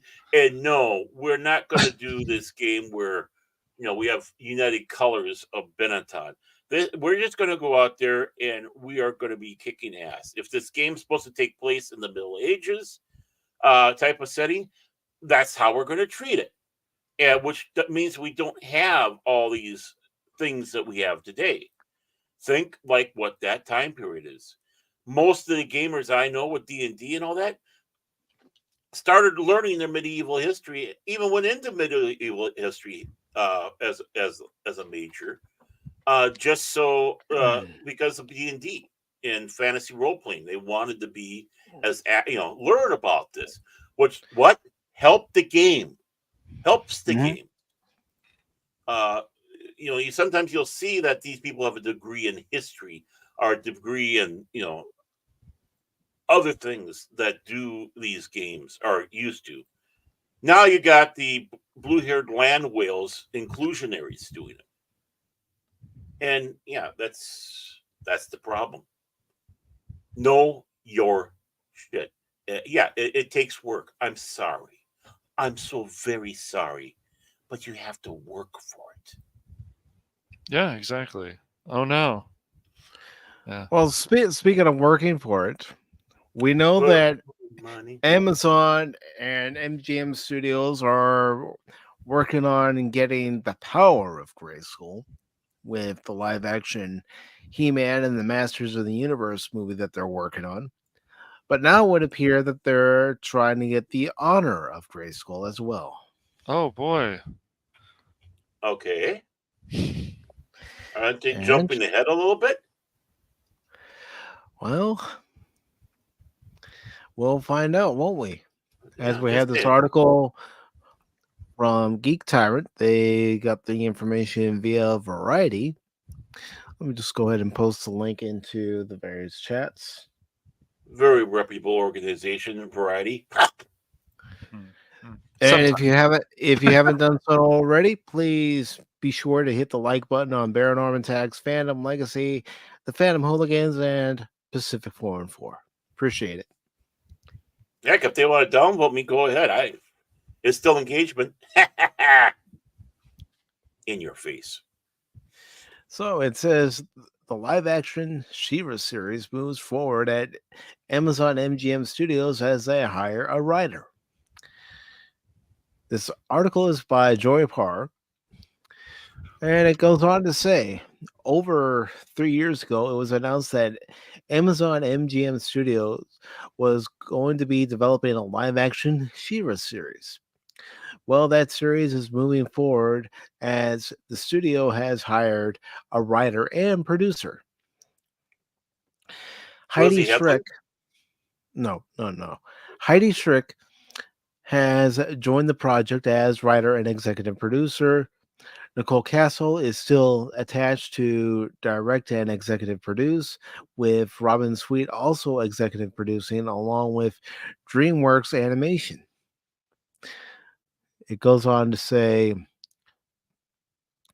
the log line for the show describes it as an epic fantasy series about an orphaned young woman who leads a revolution to save her planet from annihilation. Well, if you remember from the Filmation animated series, she was taken by Hordak into his realm, and she is the sister of Adam, also known as He-Man, and the daughter of the king and queen, King Randor and Queen Marlena. So it was Queen Melania. It says Shriek previously worked on shows like Billions and Nurse Jackie at Showtime, Dispatches from Elsewhere at AMC, and the Amazon series I Love Dick, starring Catherine Hahn and Kevin Bacon. It says She-Ra definitely seems like a different kind of project for her, and it will be interesting to see what she does with it and how she crafts the story and plays with the characters. This is the second live-action Masters of the Universe project that Amazon MGM Studios is developing. They're also currently working on the Masters of the Universe movie, which is currently in development with director Travis Knight. Travis Knight directed Bumblebee, and it was actually pretty good. Bumblebee tuna. Sorry. Nicholas Gallenstein, Purple Hearts, Red, White, and Royal Blue, The Idea of You. It set to star as Prince Adam, He-Man. Camila Mendes, Riverdale, will play his right-hand woman, Tila. Now, I saw a picture of her, and in my opinion, excuse me, she fits Evil Lynn more than she fits Tila. Here, I'll show you guys real quick what I'm talking about. Yeah, I think you showed that to me. We were talking about that. Came to that. I'm just waiting for it to load, but this is her.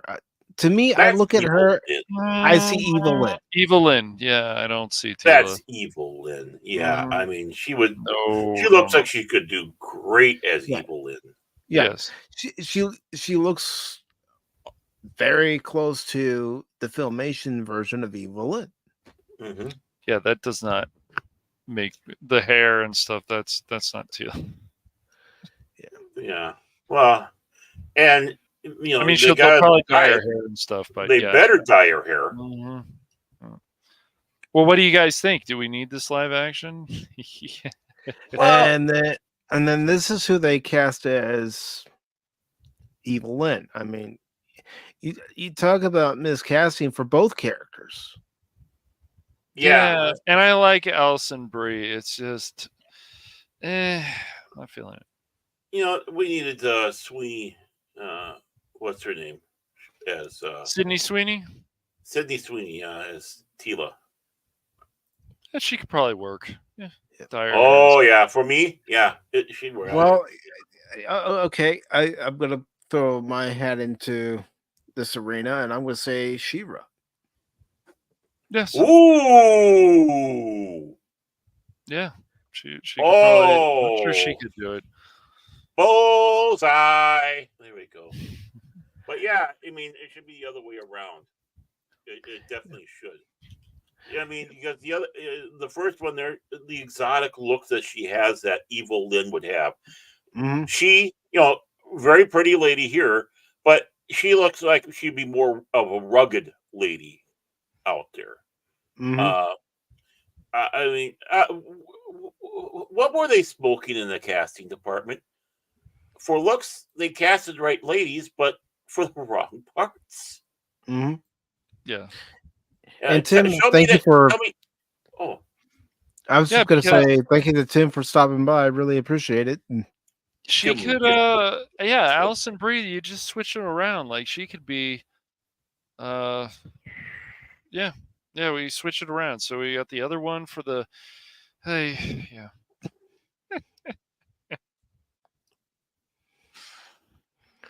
So, boy. Let me pull up the story that we're talking about right now, but I'm also trying to catch up with the chat so you all don't think I'm just ignoring you. Oh, yeah. And Chris says this reminds me of when they got the actress of Valkyrie to play a villain in Red Sonja. Mm-hmm. Well, yeah, I mean, they remembered her. And Anonymous says she's not that good of an actress. Who? Sydney Sweeney? Bite your tongue. We're talking about who are we talking about here, Anonymous? I don't know. Which one are you talking about? We got Alison Brie, we got the other woman. Yeah. It could be Alison Brie, it could be Sydney Sweeney. Yeah. And Sweeney? Oh, I don't know, man. She hasn't done that much yet. I mean, no, besides commercials, and then she was in that Madam Web, and then of course before that she was in Euphoria. So that's her start, I think. Yeah. Well, you know what he wants to do. He wants to start a fight. That's all. You know him. So no, I mean, I know. I being like serious about it, being reasonable about it. We'll see what else she does in her career in films, Anonymous. So she's still quite young. Yeah. Well, yeah, and this would be a perfect place for her to do that. She's at least been in the science fiction fantasy realm with, even though it was badly done and totally Madam Web. Yep. I was trying not to say the name. You said it earlier. I'm gonna say it. I'm gonna say it. Yeah, you're gonna poison your mouth. That's okay. It's your mouth, not mine. Don't worry. I have water to cleanse it. Yeah, I got beer.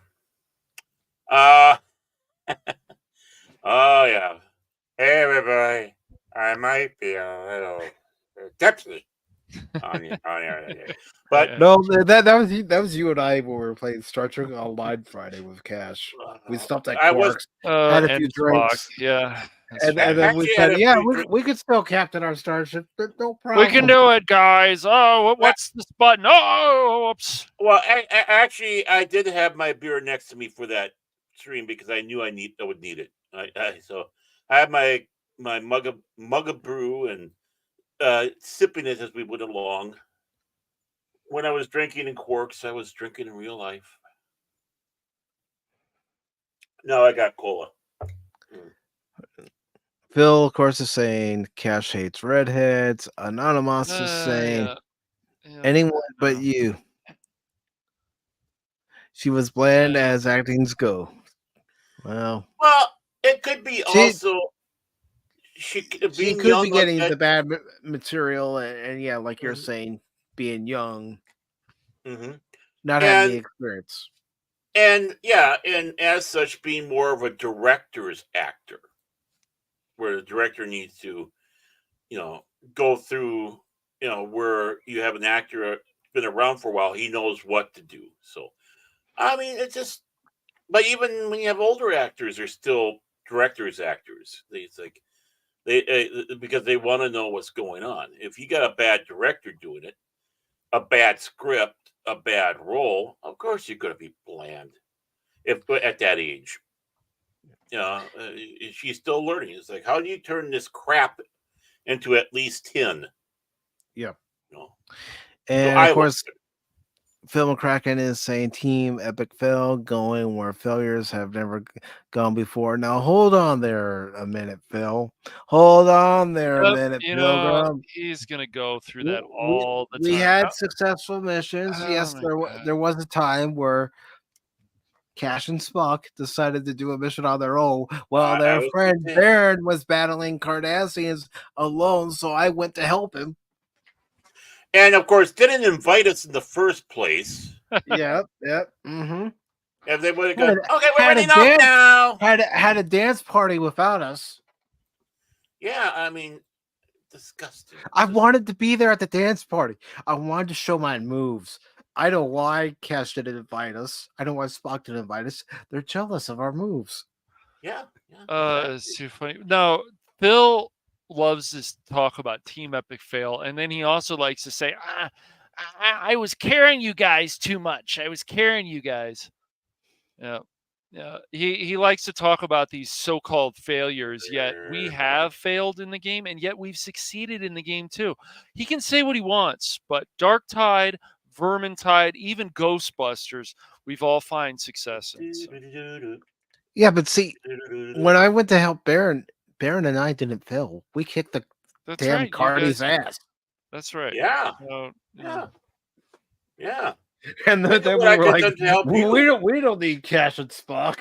Yeah, I mean, think about what we could have done for you, Cash. Honestly, what we could have done for you. But no. Cash money.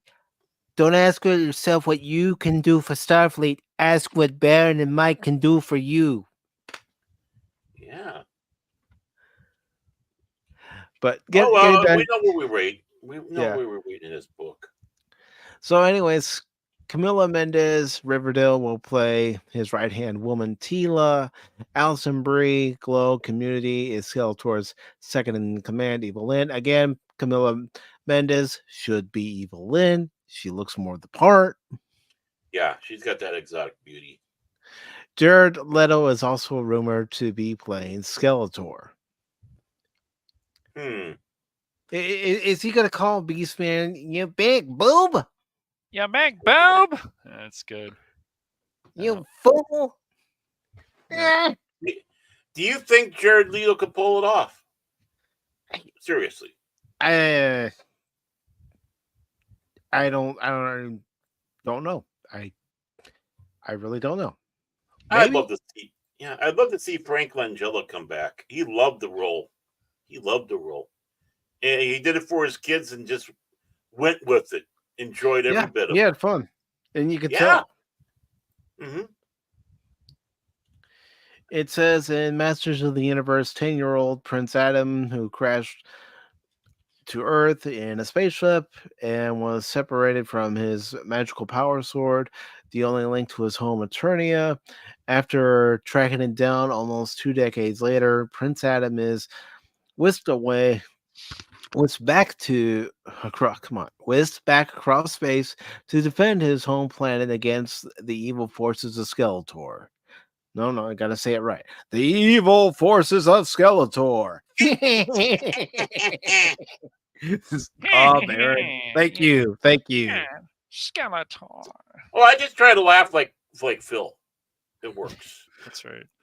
But I'm not trying to copy Skeletor. I'm trying to copy Phil. It's like, wow, this works. But to defeat such a powerful villain, Prince Adam will first need to uncover the mysteries of his past and become He-Man, the most powerful man in the universe. You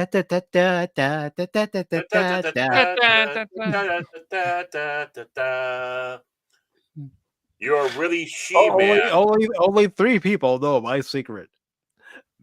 Man-at-Arms, the Sorceress, and Arco. Well, hell yeah, the sorceress. No, she's the one that help out with the power. And we found out that I'm she had repeating the had a- opening narration from the I know, Filmation I know. cartoon, Baron. I'm just helping for You people who might furry boob. Huh? I'm just trying to say this for people who might not know, and of course, Man at Arms and Orko. no, Man at Arms and Sorceress. They got funky one night. Yeah, Yeah, they did. And the I believe sorceress, it. It's just funny. 9 months later, gave birth to Tila. Yeah. If Kevin Smith, that weepy little pissant soy creature, would have played off of that with his series, she's kind of taken over, gaining the powers and now being groomed to be the next sorceress. Hey, you know what? Hey, let's go full simp here. Jenna Ortega as Evil Lynn. That'll make Jace happy. I'm sure she could do the part, but that's funny. Oh, I'm sure, but Hey, Anonymous, how do you feel about being casted as Cringer? Yeah. Oh my gosh. But my statement was slightly tongue in cheek on that one because I think she could do the part too. I really do. But I also thought, hey, let's make fun of Jace. Besides, he's not here. He'll pop up. Padawanby says, I can almost guarantee that they will find a way to put Prince Adam in pastel colored tights. Yeah. I would expect Prince Adam to be in pastel colored tights. Come on. At the end, we find out he's really She-Man.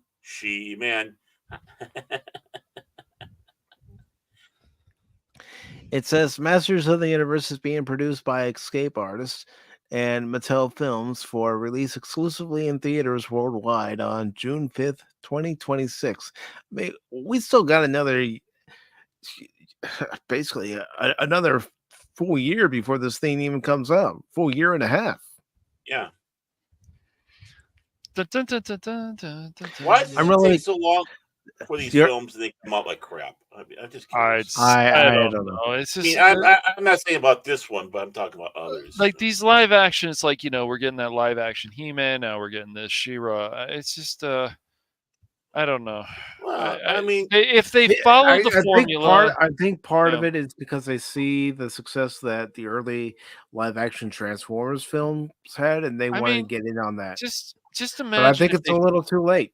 But just imagine if they followed these fan films that people made, or even following a lot of the blueprint of the 2002 animated show. I mean, they would have a huge hit on their hands, and that the show fans should would have had be a third season. Oh, I know, it's true. Because in the third season, they were planning to bring in She-Ra. Mm-hmm. Yeah. I would have loved to have seen a sequel to Masters of the Universe, the movie, because they were going to go back to Eternia and see, Foley and take place there. It was interesting to see their take on it all. I mean, yeah, which honestly, they should have done that with the first one. Have it set all on Eternia. Forget about the Earth plot. Well, yeah, I mean that personally for me, that's old and tiring. Oh yeah, somehow we have to have Earth involved in this space fantasy where it's like okay, we understand, but you realize that He-Man's half human, and the time period you're putting him into is not the same time period because she was an astronaut that went far and away. Mm-hmm. I mean, and crashed on Eternia. I was gonna say, her ship crashed. King Randor found her. They fell in love, and they had not one but two babies because they were twins. What? King Randor met her and goes, "Hey, you want to play Worm Digger?" And that's it just the love grew from there. But no, I mean honestly, the lore is rich. Even the original show The lore was It rich. is. You could do Yeah, they so did a lot many of work, things. man. They found bodybuilders. They did stuff with the details with that, and then they made the characters through that. They put in a lot of time, and you can see the art still. It's beautiful. You know, Yeah. we were looking at it on Tuesday, And, Baron. Some of it. and It's the beautiful, thing man. is, you have people criticizing shows like He-Man and the Masters of the Universe. Some people have criticized even G1 for reusing some of the same information. Well, that animation, I mean, that's how they kept the cost down, was reusing some of the same animation over and over again. Yeah, and there'll be the same ones who don't complain about the same background going over and over again as Fred and Barney's walking along in in the Flintstones. Yeah. And let's not forget Star Trek the Animated Series. It was done by Filmation, so they did the same techniques that they used for Star Trek the Animated Series that they would later use for He-Man and the Masters of the Universe. That's why Orko had an O on him, because it would be easier to flip the image around as an O. I mean, think about it. You know, those two series came out 10 years apart, but Filmation was still using some of the same techniques that many animation companies were using back then. Yeah, because people were willing to put more time or try something new, and even if they failed, they tried something else. Then they tried something else. They didn't just give up, or they didn't just say, I settle with this. So we need more people to think that way again in the entertainment industry. Disney's Robin Hood, it uses some of the same animation movements that Snow White Great film. Oh yeah, and if it's not broken, why fix it? That's right. Well, honestly, you can sit back and look at filmmaking, whether it's because technically, TV shows are basically little mini films, right? They're part of the film industry. All these things they should be now experiment. Going out and experimenting new ways, new styles, maybe new ways of presenting a story, and not try to get caught in the trap of repetitiveness. And we should appreciate that, even though we are the guinea pigs, because they sent it to us to watch, and if we react to it, we go for the cheese, then they feel, then they know, oh, we did something good. Or if we bite their finger as they're trying to put the cheese in, they know, Rodney the rat doesn't like this. What can we do different? And not punish everybody involved, because again, it's an art. There's no true science to art, because what worked for one will never work for another. And you have to remember that. And it's experiment. Hit me with it. I want to be your guinea pig for this. This is the time when we all should be begging to be guinea pigs, because it'll open up new doors to storytelling.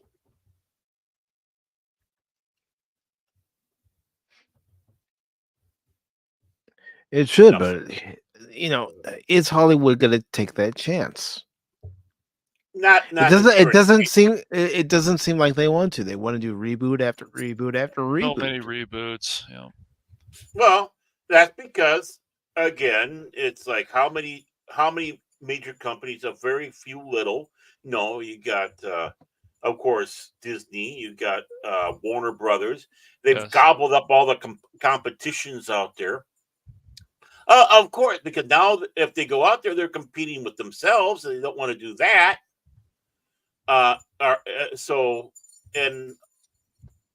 Things get stagnant that way. What is there to push you to push boundaries? What is there to try to do better? There isn't now. We got all this, so we can. We're the only source you got, just like cinema in North Korea, and that's think about that way. We're like the communist countries. We're like North Korea. We only get our stories, our movie source from one place now. And how much of it is propaganda, which makes it even worse. So I want to break this, one-party system of filmmaking and be wowed. Experimental films. 2001 flopped when it was kind of not kind of a fizzler when it came out. But look at the following it has now. Tron has a cult following that helped make up for whatever loss they had. Highlander, same thing. I mean, that was a failure. The first Austin Powers, Yeah. International Man of Mystery. That wasn't a success at the box office, but it was a success on home video. Yeah. Which prompted them to make The Spy Who Shagged Me and then Goldmember. Yeah. Yep. Funny movies. Mm-hmm. They And did not like the name of Goldmember. Remember when Ion Films went after him and lost? Yep. As it should have, because it's a parody. Well, speaking of parodies, in wrestling, in Extreme Championship Wrestling, Ooh. they had a parody of the New World Order called the Blue World Order. And Turner and company couldn't sue them because it's a parody. Mm-hmm. Yeah. But from what I've been hearing from some people, no, I haven't seen the film, nor do I intend on seeing the film. I just have no interest in seeing it. Joker Folly and Deuce is a parody of the first one when you compare the two side by side, from what I've heard from some people. But that movie made $40 million this weekend. And cash will contribute. Yeah. Listen to the excitement in his voice. Listen to that enthusiasm. Well, I'm gonna be seeing it for free. So. Well, I shouldn't ask because it's Cash Money secret. He knows how to get those free things. That's why he's Cash Money. And in second place, making your date pay? No, that'd be right up your alley. No, I would not do I'll that go out ever. with you, but I would never do that, man. That's terrible. And the popcorn. Okay. Yeah, I would never do that. I remember if you do that, you can rub my chin. One of the dates. Funny, yeah. I remember one of the dates I went out with. She wanted to go see Kill Bill, and it threw me. I'm like, really? All right, well, let's go. Oh yeah, Cash was really excited then. That was crazy. It was surprising to hear that. So it's like, okay. She liked it a lot, though. Yeah. Did she dress in a yellow jumpsuit? And she didn't. She didn't. No, afterwards and go. Oh, afterwards. I think we're finding out one of Barrett's fantasies, Cash. I think so. No. I'm not into those jumpsuit things. No. Oh, right. I'm a less is more type of guy. Okay. Right. I'm sure. I really am. By the way, I call bullshit. By the way, did you know that chocolate is the least desired edible underwear out there, and probably for good reason? I did not know that. Nice. See, we perform with service.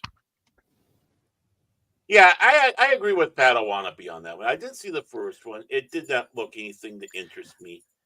Even got his just desserts in that one. I watched it. There are parts of it I liked, and then there are parts of it I found disturbing. And I realized that's what they had intended.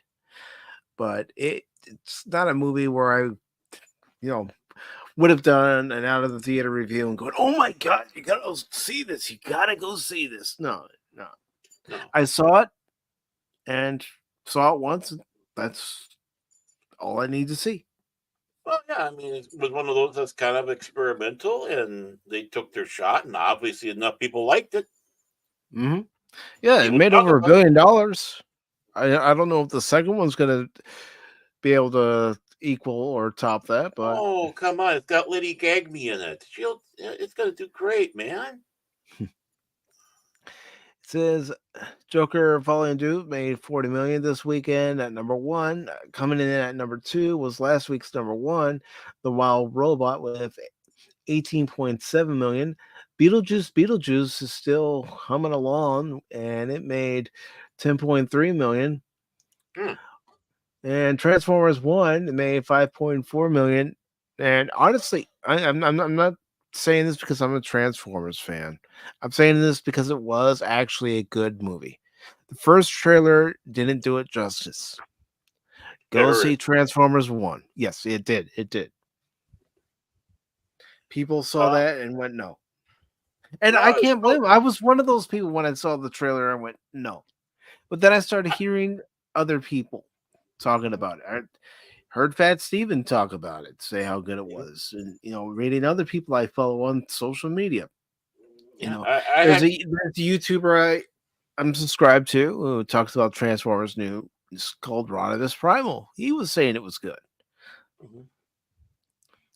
I mean, yeah, I helped talk Mike off the ledge. It's like, come on, it's not that bad. And after seeing that, and then he heard those reviews, and life turned better. Life was good. Yeah, it's probably not going to be able to turn a profit at the box office because, from what I've heard, it would have to make $150 million just to break even. Yeah, it only made like what 10. He said it only made, I think it was 26 million when it first came out. Yeah, but I'm talking about this last time, this last week here. This last weekend here, it said it only made 5 million. Yeah, so I mean it's chugging along. 5.4 million. Yeah, it's chugging along, but it's you're gonna be right. This is gonna be one of those, and again, I go back to it. Transformers needs to be on a small screen. I mean, yeah, you had the Bay explosion films, and you know why people love that. Pew pew pew, bang bang bang, pew, boom pew, boom, bang boom. bang boom. The explosions. Which is because those movies you're not supposed to use your brain. You're just supposed to watch it as a popcorn flick. Right.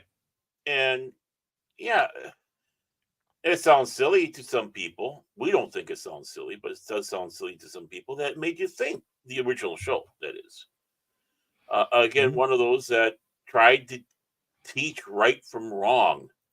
That even violence isn't necessarily the way to get out of a situation. You got to use your brains. Well, then you got Michael Bay. Pew, pew, pew. Bang, bang, bang. Boom, boom, boom. Yeah. Make good film. You have Michael Bay who didn't like the original designs. That's really unfortunate. You know what? That is what turned me away from wanting to see the movie. I mean, I realized they couldn't get the rights to do Bumblebee as a Volkswagen because Volkswagen was being pissanthy. They didn't want the Volkswagen associated. They did not want to be associated with war. Do you know who started your car company, you morons? La la la la la la la la la la la la la. That's pretty much how they were. We don't know. We don't know anything that happened between 32 and 45. Everybody was on vacation. Everyone was on vacation. Everybody was on a long, extended vacation.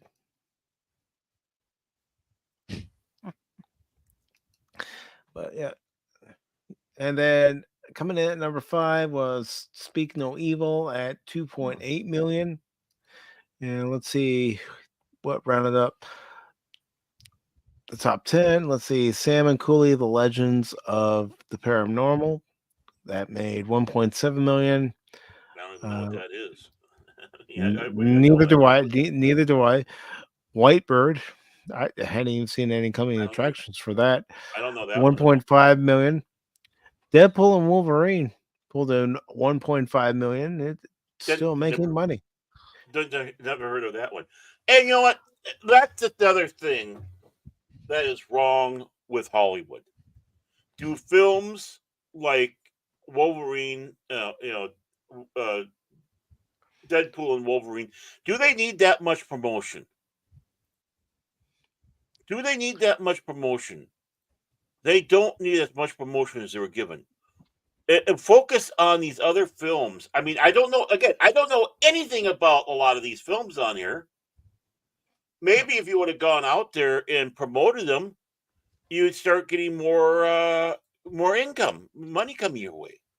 True. I mean, The Substance, I don't even know what that movie's about. I mean, I can even click on here and it's gonna be like, okay, but I never saw any sort of advertising for it. Yeah, fading celebrity takes a black market drug, cell replicating substance that temporarily creates a younger, better version of herself. I think we saw something about that, but again, uh, it was somewhere in the story, and that's about it. And uh, you know, I hear this film's good. I want to Mhm. see it, and I guess I'll see it on streaming because that's where Yeah, it's going to because be going. yeah, because my theater didn't even get it. Hmm. Right, that's just it. I mean, again, the number of theaters 1,854. Are you friggin' kidding me? Are you friggin' kidding me? That's another reason why movies fail when you have other movies taking up auditoriums. Right. Oh yeah, we'll put Wolverine and Deadpool in half of our 16 megaplex. Why? You're tooling up impressive numbers, but you look in the theaters look empty Yeah. because they're all spread out. You know, you can put more people in an auditorium, right? You know, it's Mhm. possible. You got the thing in a slope now, in a tier, and lovely chairs and all that. More people can fit in there and be comfortable and not touch Let's each other. let's see. I'm looking at my local theater. They have the Wild Robot in 3 auditoriums. They have Whitebird in 2. They have Joker Fallen Due in 3. Yeah. So that's 8 of their auditoriums, folks. They have Transformers 1 playing at later times, of course, but they're in 2, but it's still playing at later times. You have Speak No Evil playing at a later time. And they also have Beetlejuice, that's also playing at later times now. That's how they can have all these movies in because they schedule them for much later times, and they have the other newer movies earlier in the day. Yeah, matinee prices. Mhm. Yeah. Which aren't really matinee prices, not like they used to be. No, No, I was like going to say five not dollars anymore. or whatever. They're like 8, 9, 10, somewhere around there. Yeah. Oh yeah, I made I scheduled my movie watching time in theaters around the matinees because I'm cheaper than cash money actually. Yeah. But really, you think about it, uh, you should throw like Transformer earlier and somewhat because isn't it something that everyone should enjoy, including the kiddos? Of course. When you start having it too late, it's kind of Yeah. hard, especially on a school night. That should be your main target audience. Hmm. And then old farts like me who are still into Transformers because Transformers got you into science fiction. Hmm. By the way, you know about the Star Trek fact with Transformers, don't you? Oh, what? The fact that you've had Star Trek actors voice characters in Transformers, and there's been Oh no. references to Star Trek and Transformers. Well, more importantly, uh, the Stargazer, the Constellation class, which was what they call a kit bash. One of the pieces they had on there, underneath there, is from a Transformer. Really? Yeah, I'm surprised you Which didn't know that. Autobot or Decepticon did they kill? You know what? I don't know. I really don't know. I know that the thing is one of the pieces they used was a transformer underneath there. Uh, I think it's a little piece that projects out. So That could have been any of the Transformers from the 80s that had missiles. Right. No, but yeah, but they have those domes underneath, but one has like a piece that kind of juts out a little bit. Yeah, so it's probably a Transformer arm. But yeah, they said, yeah, we use a Transformer on this model. An innocent Autobot or Decepticon was sacrificed for your starship. There's no innocent Decepticon, so I'm rooting for Decepticon. Silence, you fool! But this is a Federation ship, so it's pretty good. No, but I seriously, I'd love to take a look at the model and see if I can tell which Transformer it was that they used. Yeah, there's some sites out there that have some good pictures. That's pretty cool, man. Yeah. Maybe just search up the Transformer used on Constellation Class. The geek community will probably know even. Oh, you know what? You got my curiosity rolling, Baron. So I'm gonna give you and that thing there with the chin. Wow, the chin. The great chin. Yes. Oh yes, they call them the chin. Look at that! Look at that! Beautiful. Well, why don't one of you read this next article, and I'm gonna try to find out that information. Okay. All right, Baron, you got it. This one. Okay. What is this one? Okay. Oh. It's one of the last ones, isn't it? Yeah. Okay. One of the last ones. I don't think it's totally the last one, but I mean, I like the article you submitted in there about the McFarlane toys. Yeah. Okay. So, that's right. I got to do this. I got 2 monitors again. Yay! Woo-hoo! Share my joy, or else I'll destroy you. There we go. So we have from Cosmic Book News. Yep. Bylined Matt McGlowan. We've heard of him before. Yeah. And Scoop confirmed. Henry Cavill, MCU bound. There we go. So remember, take these stories with a grain of salt because we always, have to, because Cosmic Book News has put some stuff out that's questionable on authorship or even partial authorship. It's again claimed that Henry Cavill, here comes Hunty, will be sticking around the Marvel Cinematic Universe, which is what I was told by my Comic-Con insiders. I've heard. I don't know, man. We'll see. Comic-Con. Remember what just happened with Comic-Con? Yeah. Of course, Henry appeared in Deadpool and Wolverine as none other than Wolverine, and he was the only variant not played by Hugh Jackman. From what I've been told, Henry Cavill has been in talks to continue to play Wolverine for the MCU. Now, Scooper, my time to shine, hello, says more of the same. Oh, what? Oh, my time to shine, hello? Oh, that's the name of the Scooper. Okay. Interesting name. On Wednesday, the Scooper replied to the clip featuring the Henry Cavill Wolverine cameo and Wolverine. Henry Cavill is not done with the MCU, says the tweet. And here's the tweet itself from My Time to Shine. Hello. Yep, My Time to Shine. Hello. Is that Cavill? That's Cavill, huh? According to additional, I haven't seen the movie, so I'm waiting for it to be on streaming. Yeah. Okay. Yeah, no problem. I don't get out much, remember? Yeah, I know. I'm kind of. I think it's supposed to be coming to streaming very soon if it's not already. Yeah, he yeah. So, according to additional rumors, Kevin Feige wants Hugh Jackman back as Wolverine up until Avengers: Secret War. The flick is said to be a multiversal war movie, so it could very well bring Henry Cavill's Wolverine from his respective universe into the MCU.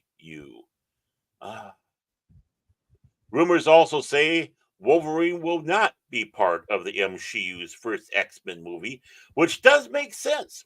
Logan wasn't a part of the original X-Men and didn't join the team until years later. That is absolutely true. That is true. Everyone saw the lineup for the original X-Men. You'd be asking, what the hell? And the Beast didn't look like the Beast either. Well, if I remember, I'm trying to think if I got this information right. He was, of course, Wolverine was first part. I think one of his first outfits, his first suits was the brown and the orange type suit, and he was part of the Avengers or whatever. No, I think he was part of Alpha Force. Alpha Force? Oh, okay. Yeah, if I got the name right, because that was the Canadian superhero team. I'll look this up. Yeah. And Wolverine's Canadian. Right. Okay. Well, that would make sense. Yeah. Yeah, he was the cranky Canadian up there. It could be possible that Henry Cavill could star in his own Wolverine movie before joining the X-Men. Well, they've done that before. Rumors have even offered Faggy. What? Yeah. Okay. So X-Force was the first major X-Men team. Feige. Yeah. Yeah.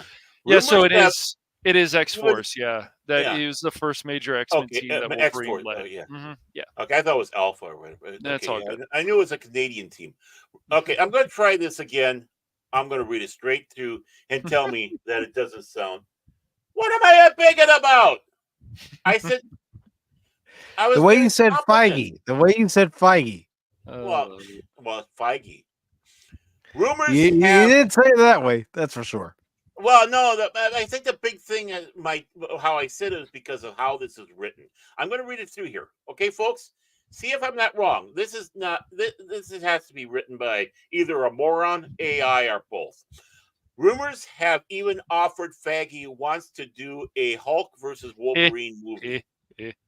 You did it again. Yeah. No, but I read it through. Is it not? It's the way you're saying it, Baron. I can't help it when someone rumors have offered Feige wants to do a Hulk versus a Wolverine movie. Yeah, it's something that makes sense. Rumors have even offered Faggy wants to do.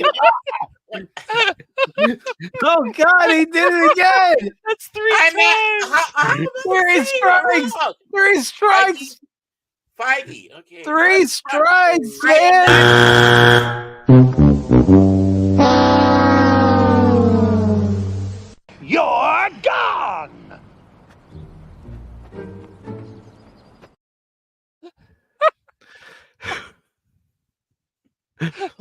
Oh my God! Thank you, Baron. What are you trying to do? Get us canceled? Thank you. My gosh, dude, that was funny as hell. Though I'm not gonna say it. It could be possible that Henry Cavill could star in his own Wolverine movie before joining the X-Men. Rumors have even offered Feige wants to do a Hulk. That's what I said. I know you did. It's just funny. I can't. Wants to do a Hulk versus Wolverine movie, though that could very well be with Hugh Jackman and Mark Ruffalo, that is. Mm-hmm. Also, as teased in Deadpool and Wolverine. Who do you guys? Yeah. What do you guys? There we go. What do you guys think of the rumors? I'm sorry, Baron's got me all off kiltered here. I know, man. He made me laugh too. It's so funny. What do you guys think of the rumors? Would Henry Cavill make a good Wolverine for the MCU? Should they keep Hugh Jackman around for a long time? Have both? Well, I'm going to go ahead and let you say what you want to see, Cash. Then I'll say what I want to see, and I mean, here's the whole thing. Like Henry Cavill, it's Feige. It's Feige. Feige. I don't know. Take it easy, man. I'm perfectly calm, dude. Calmer than you are. Will you just take it easy? Calmer than you are. Calmer than you are. You know what, with Baron? That's it, man. It's game over, man. It's game over. Okay, Cat, you can talk now. I can't. It's just too funny, man. He said that 4 times at least. That is amazing. Careful, he might say There he goes. Even before I say it, he does it again. He's doing it on purpose. Yes, he's doing it on purpose. Yes. Now comes the part where we throw our heads back and laugh. Ready? Ready! Baron, yeah, about that. How about no? You know what really grinds my gears? When Baron doesn't say a name right. Okay, when I don't say a name right too. When Cash doesn't say a name right too. We got to say the names right. Right. But it's just funny. I'm sorry. I'm sorry. I'm not even going to do the Picard voice. Sorry. There we go.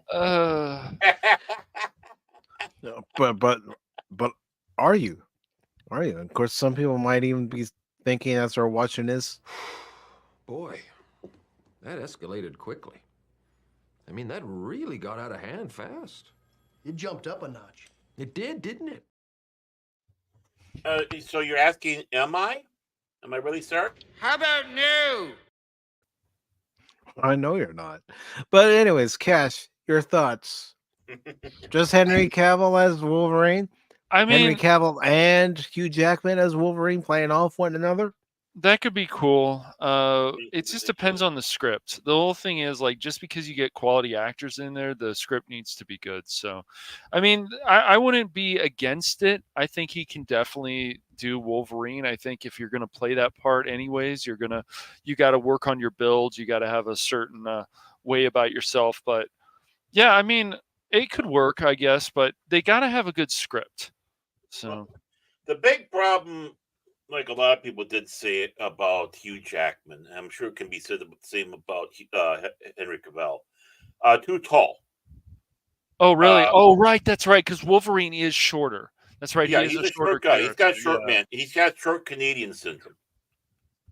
So, but they still fell in love with his performance. I mean, it was his performance that won everybody over. But it'd be better if they found someone that was a little bit more that's shorter, more built guy that went out there and just kicked ass and took names. Right. And I'm not saying that Henry Cavill. And no, that's a reasonable argument. I mean, Wolverine is a shorter character, so yeah. It's not a huge deal, but Hey, Animos. You call me a bigot, but this is bigotry to short people. Got no reason. Short people got no reason. Short people got no. It's like, it's like redheads and short people. They get the shrift. If you're short, you're instantly put into the Lollipop Guild. It's like, but I'm 5'5". Now you're going to the Lollipop Guild unless you're famous and you wear heightening shoes like Robert De Niro. And Tom Cruise.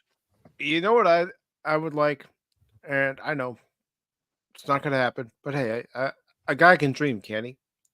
Yeah. You have both Hugh Jackman and Henry Cavill. Mm-hmm. And Hugh Jackman sees Henry Cavill's Wolverine and says, "Who the fuck are you supposed to be?" Wolverine. Fuck you. Well, that's also seems to be kind of a thing between the two studios now too, one-upping each other with who they can get to come over to their side. I mean, how much yeah. What's up, Doc? We got carrots on this side. I didn't know Baron was a woke leftist, Anonymous. That's crazy. You didn't know that? No. Yeah, you didn't know that, Cash? Well, he does come from Minnesota. Oh, yeah. Oh, we got the greatest here. We have them Wallsy walls, our baby Huey. Oh, yeah. Well, he make sure we have good bonfires up here. Oh, yeah. Though it smells like rubber tires burning. Oh. And a science fiction bookstore. Yeah, it smells like that. Don't you know? Oh, man. I can see it now. Mike gets a complaint from Google. You're kidding. I'm going to wake up in the morning, the channel's going to be terminated. And then I don't care what time of the morning it is, I'm waking Baron up.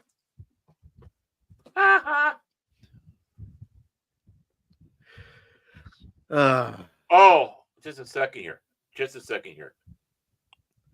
Okay, time's up. No.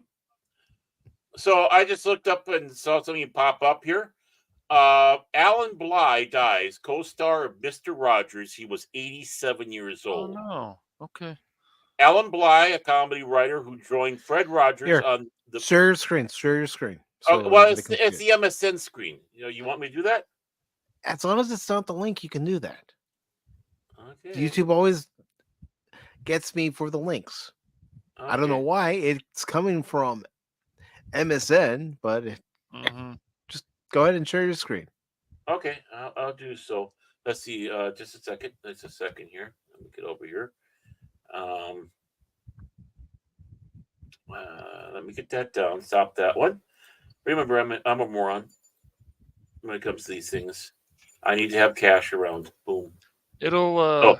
We won't be sharing the link, obviously, but this is. Now comes the part where we throw our heads back and laugh. Ready? Ready! That's rather insensitive about this story. No, you saying you're a moron. That's why I'm playing. That's right. Exactly. Oh, yeah. Well, that's true, though. This comes from TV Insider. I have heard of them. I don't know much about them. Story by Dan Clarendon. Clarendon? I don't know. I think so. Yeah. Yeah. I think that's it. What a name. I'm a Clarendon. Okay. Alan Bly dies, co-star of Mr. Rogers. He was 87 years old. Alan Bly, a comedy writer who joined Fred Rogers in the Mr. Rogers Neighborhood predecessor, Miss. Huh? Let me guess. Mr. It was Rogers? by AI. It has to be. He has died at the age of 87. Bly died at home in Palm Beach, California, on the morning of Friday, October 4th, according to Hollywood Reporter. He was born in Winnipeg. Boy, this is a Canadian show today. Manitoba on July 19th, 1937. Bly started his showbiz career as a singer, as THR reports, after a childhood spent performing solos in his synagogue choir. Bly sang on a variety radio show across his native Canada. When Bly was in his early 20s, Rogers hired him to play Captain Bly on. No, is this a real thing? It's not even Mr. Rogers. Like, am I? There's something. I can see it. I can see it, Baron. And oh yeah, I mean, Mr. Rogers. It's just got to be it. Which the Canadian Broadcasting Corporation aired between 1971. I mean, the way they have it on here is Misty Rogers. Yeah. Oh yeah, and by the way, it was a time traveling show because it aired between 1971 and 1967. This goes back to our point from last week. AI written articles. It has to be. Yeah. Bly appeared in or it could just be someone who didn't even proofread their work before they posted it. Well, I think all the above. They do an AI and they think everything's honky dory and they just send it right on out. They're that friggin' lazy. This is lazy writing. Absolute lazy writing. Here, I'll try to find a story that maybe isn't. Yeah, don't go with these morons because I hate when they do this man shouldn't get that. No. Oh, he worked with Bob Einstein. Yeah. Okay. I'm looking. Mm-hmm. Yeah. Okay. I'm not going to read much more of this one because it's a 2-minute read. Obviously, it was written in one. Baron's going to say the F word, Anonymous. What? Are you saying, what, Feige? Oh, you said it right that time. All right. I was saying it right the whole time. I don't know what's wrong with you guys. Gosh, could they make the printing on this article any smaller? Of course not. Jesus. We got perfect eyes, don't we? Speak for yourself. Yeah, I'm not speaking for myself. That's why I got cheaters. Oh, and Christopher Ciccione, artist and Madonna's younger brother, dies at 63. This is the same thing that you were just reading from MSN, because I'm seeing that same Mr. Rogers section. Okay, you know what's going to do here? And they've got the same date. So, yeah. I'm going to go to the Hollywood Reporter, because I do have them saved all my favorites for when I'm looking for articles to talk about for Pop Talk on Sundays and Wednesdays. I'm going to his Internet Movie database.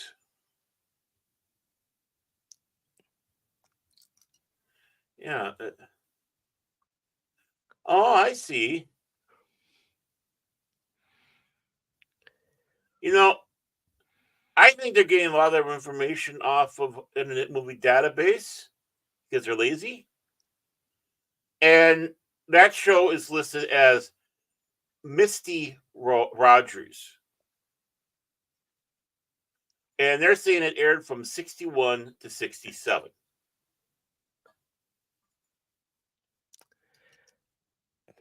And the thing with Internet Movie Database is any of us can go in there and add information. We all know this. I mean, I do it for me. All right. That's right. We have Internet Movie Databases. We don't know how they came about, but they're there. I'm going through it to see if I notice the same stuff, because I'm actually looking at the Hollywood Reporter. God, I hope they do a better job. I really. It still has it, Misty Rogers, on there. So they Misty Rogers, and it says 1961 to 65. Let's see. Misty Rogers should be 67. I thought. Yeah. Okay, this is why we don't trust anybody. Mm-hmm.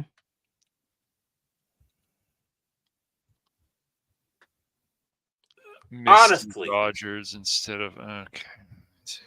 Yeah. This is absolutely ridiculous. It is uncalled for. Mm-hmm. This should be one of those situations. This is why we're saying we have to question everything. This is you have to. It's why you hear me say this article is from. It is by, like today, Geek Tyrant saying they're getting their information from Variety. Mm-hmm. Right. This is our advice to everybody who covers pop culture. Check the sources, check multiple sources, and question it as you're reading it, and look at it as you're reading it. Yeah, I'm doing it right now. I'm just going through and he was on Bizarre with Bob Einstein, who is Alan Brooks, that does stuff on The Simpsons. His brother, who James L. Brooks. No. What's this? The voice actor, Alan Brooks? No, what? How I got him in a block on. He was even in the Simpsons movie. You're talking about the one who played the voice also in Finding Nemo, right? Yeah, him. Yeah. Albert Brooks. Albert Brooks. Thank you. I knew it started with an A. Yeah. Okay, that's how they're brothers because Albert. It was obviously Albert Brooks could go out there with Albert Einstein. You know, it sounded too much like the smart guy. But I'm looking on here. I'm looking at the interviews from the Television Academy Foundation. Now, this guy has got a pretty good thing. I've actually heard of him. He talks about performing on Fred Rogers' Canadian precursor, Mr. Rogers' Neighborhood, Oh, not Misty Rogers' Neighborhood? Yeah, and basically, and this name is, I can see how they probably got it because they have Mr. Rogers, all one word, and Roger is lowercase, but it is Mr. So, Mr. Rogers. So the show was Mr. Rogers. I mean, the AI probably came across this and went bonkers and did the Misty. But he shares a phone call from how a phone call from Tom Smothers, led him moving to the U.S. and working on the Smother Brothers Comedy Hour. I didn't really like the Smother Brothers when they were airing it again. It's like, no, yeah. But Mother always liked them best. Including the end of the show and its post-cancellation Emmy win. Bly then shared stories from various specials he worked on. Petula and Elvis, the 68 comeback. Oh, that really gave Elvis a boost in the arm. During which he received a private concert from Elvis. He discusses writing for the Andy Williams show, voicing the character of Cookie Monster. Oh, Cookie Bear, voicing the character as Cookie Bear, and writing and producing the Sonny and Cher Comedy Hour, which was a huge hit back in the day. I'm sure it He was. then details the long producing partnership with Bob Einstein, which included creating the show Bizarre and developing Einstein's Super Dave Osborne character, for which they created the series Super Dave. So, yeah, I'm sure many of us have heard of Super Dave Osborne, and he was part of it. Yeah.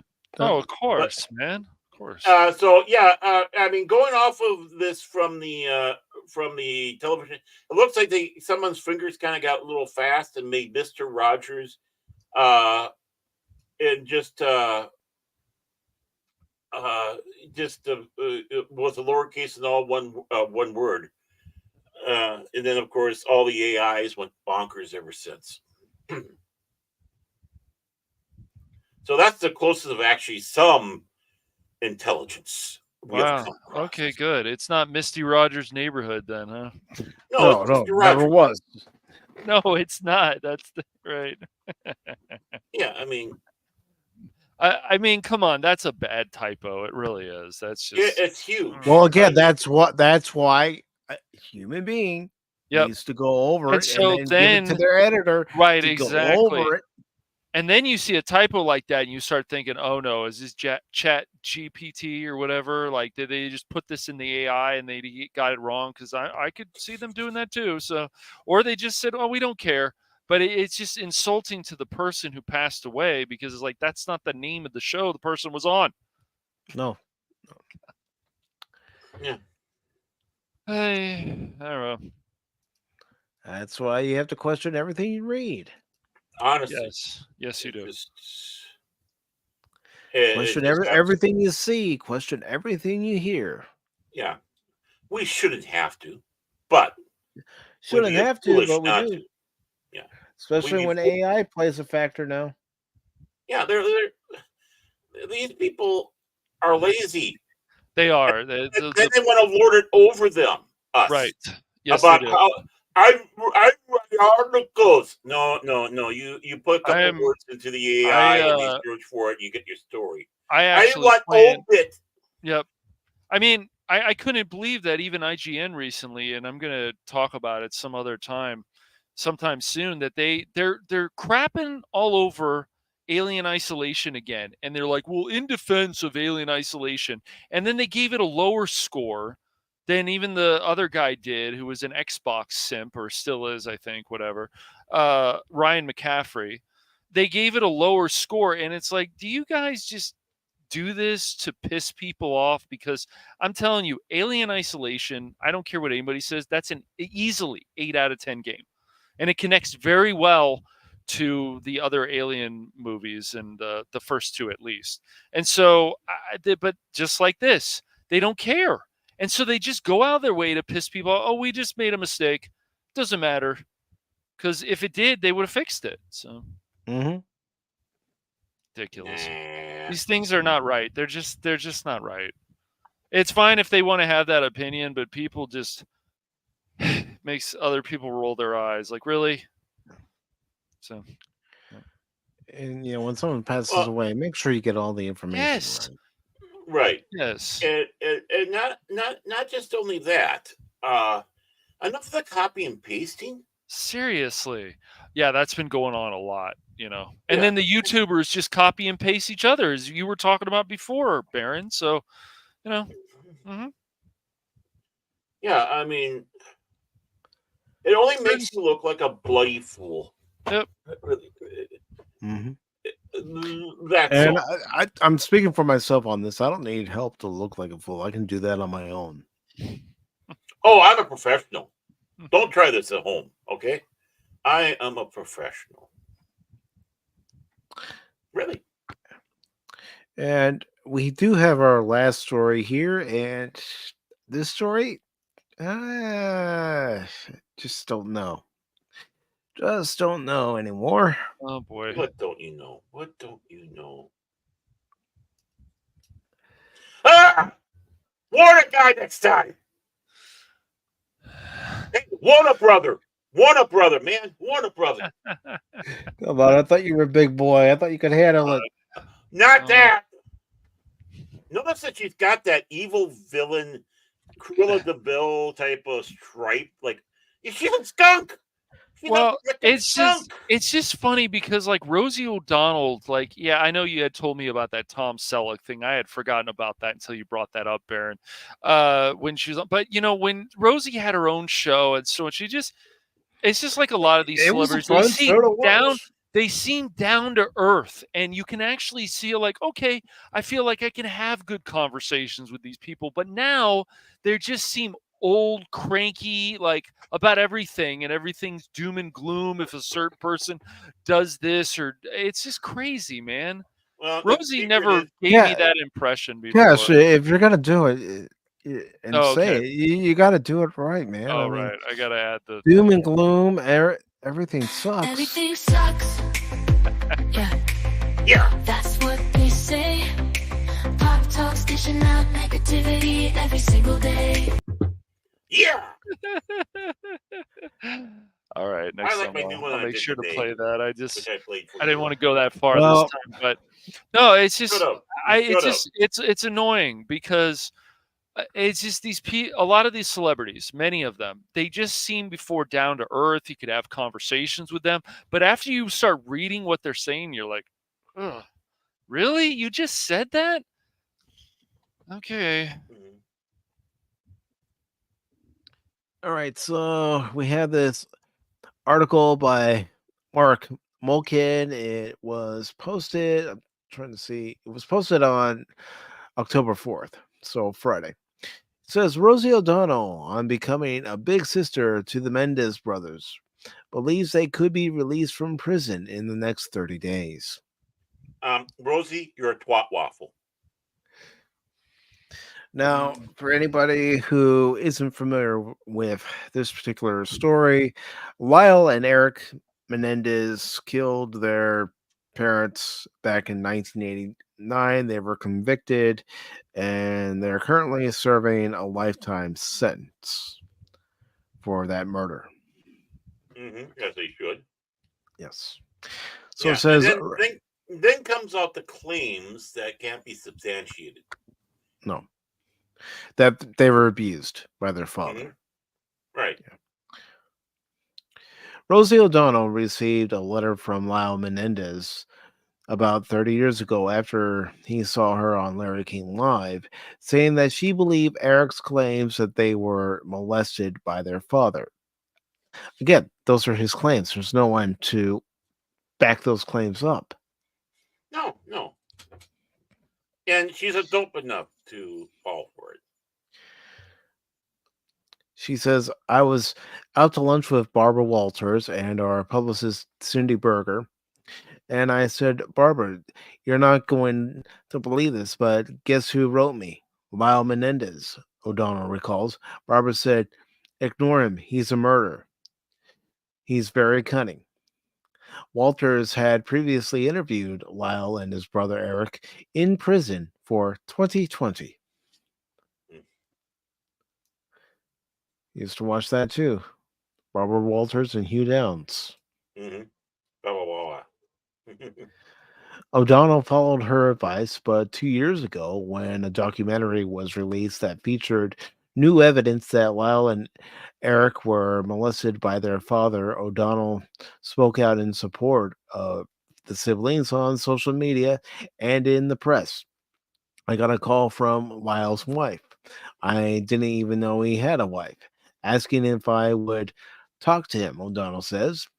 He called me on Mother's Day last year.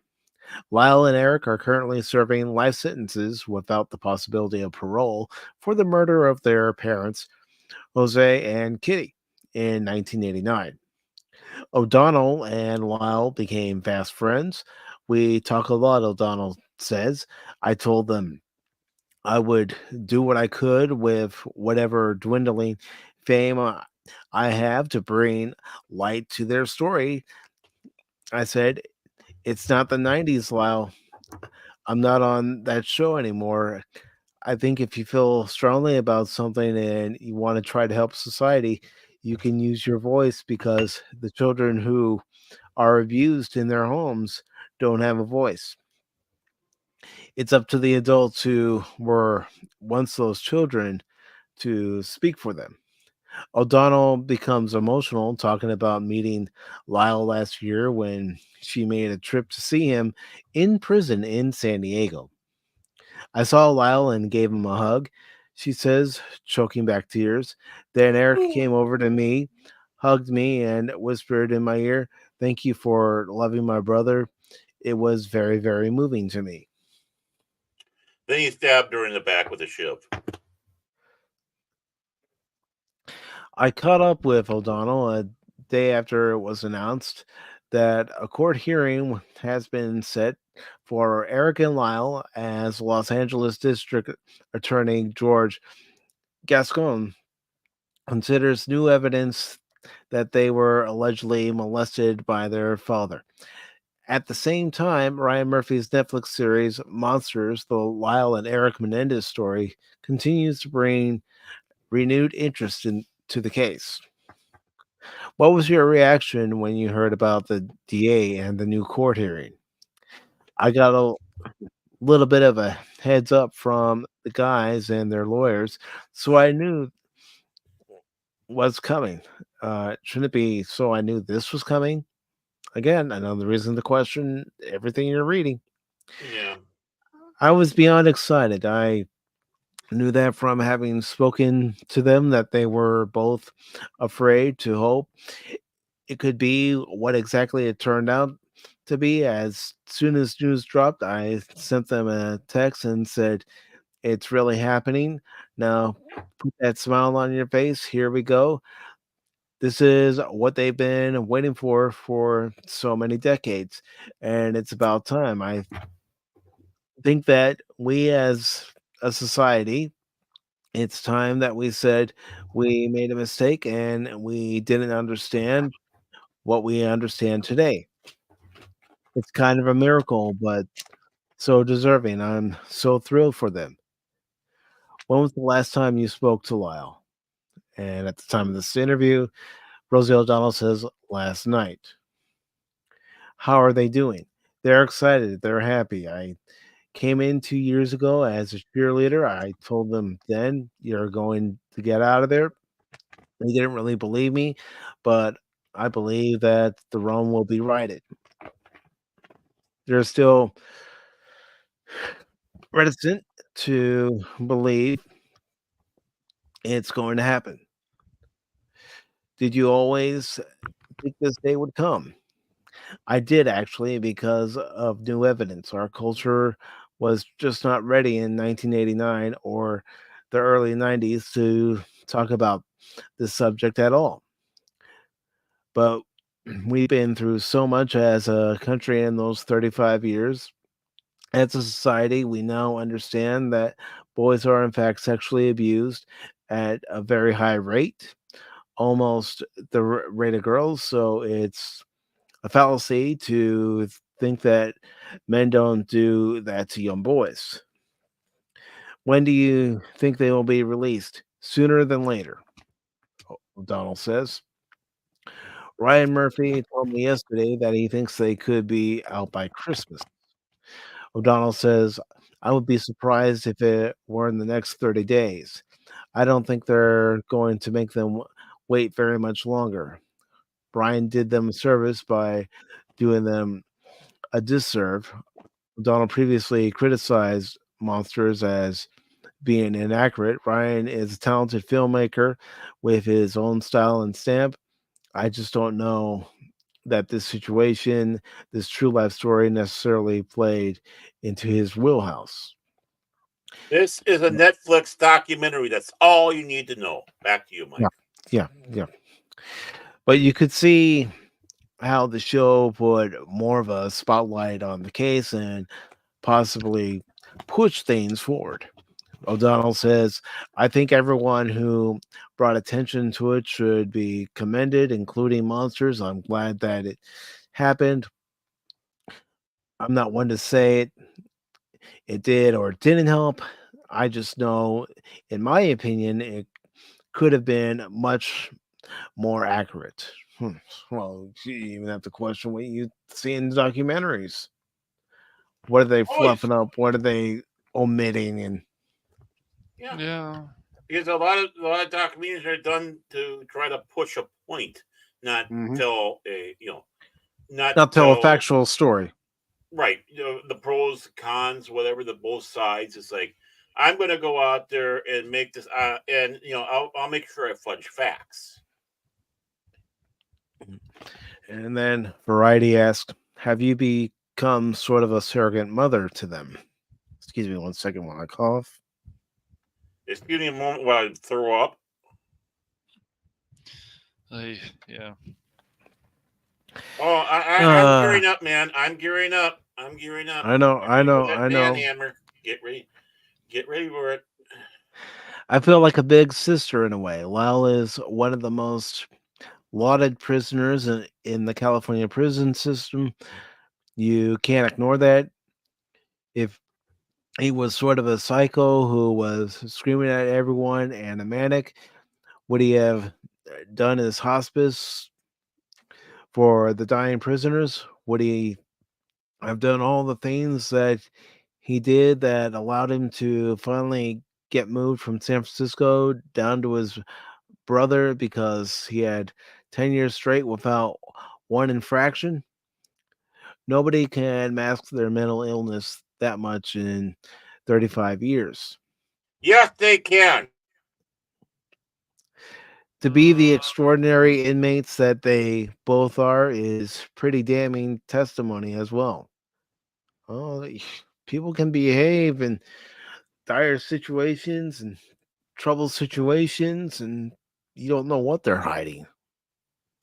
I'm no psychologist, but well, they say there's always a chance that you just in everyday walking someplace, walking next to a murderer. what kind of impact do you think Kim Kardashian advocating for their release has had? Ugh. Kim Kardashian? Oh my god. Yes. And Rosie O'Donnell says, I think it's fantastic. She's one of the most famous people in the world, and she demands a crazy amount of media attention. I've never met her. I don't know her. I think it's great that she champions some causes the way she does. Excuse me. And more people. Oh, I gotta say that's because she's never was never invited to P. Diddy's parties. That's why she never met her. And more people should do that when they believe in something. I think she has helped the district attorney come to his conclusion right now.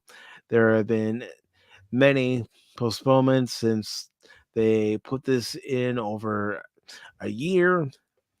They've had this folder and all the evidence and all the facts for a year, but it wasn't until after Ryan Murphy and Kim Kardashian, to give them both credit in whatever way they want, that it happens. So bravo to them. Are you going to reach out to Kim? I wouldn't know how to do that bullshit. Maybe I can call Kathy Griffin to get her number. Okay. Go ahead. Oh, Go ahead. Chime in. I want to wait. I want to wait until the end because this whole thing is all she's doing is glorifying herself and name dropping. Mm-hmm. I It's may all not about be as me. It's all about popular as I me. used to I be, did this. I did that. I hate that crap. But I know this person. I know that person. I know Kathy Griffin, for crying out loud, the Z-lister, Corpsula. Bingo, Anonymous. Bingo. Well, that's just it. When people ask why are these killers back on the street, this is why.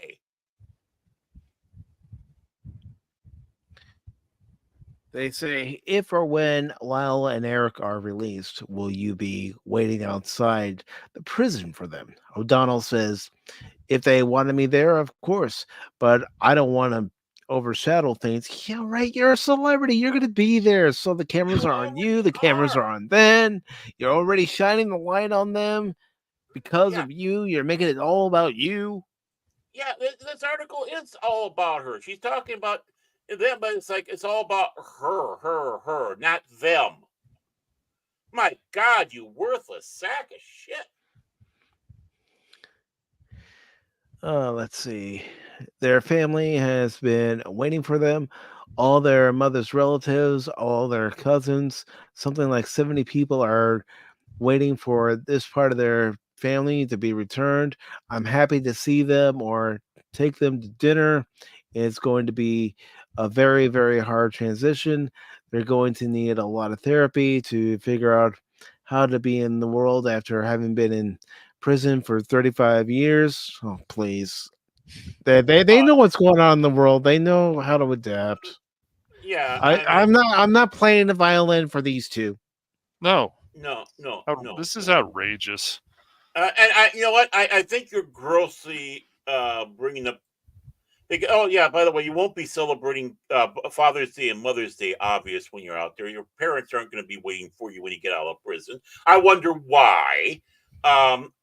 And not only that, it's you killed someone's brother and someone's sister. Do you really think the aunts and uncles are going to sit back and say, "Hey, how's it going, killer? Glad you're out. Good way to off my brother. I liked it." You think after 35 years they're just going to forgive him like that?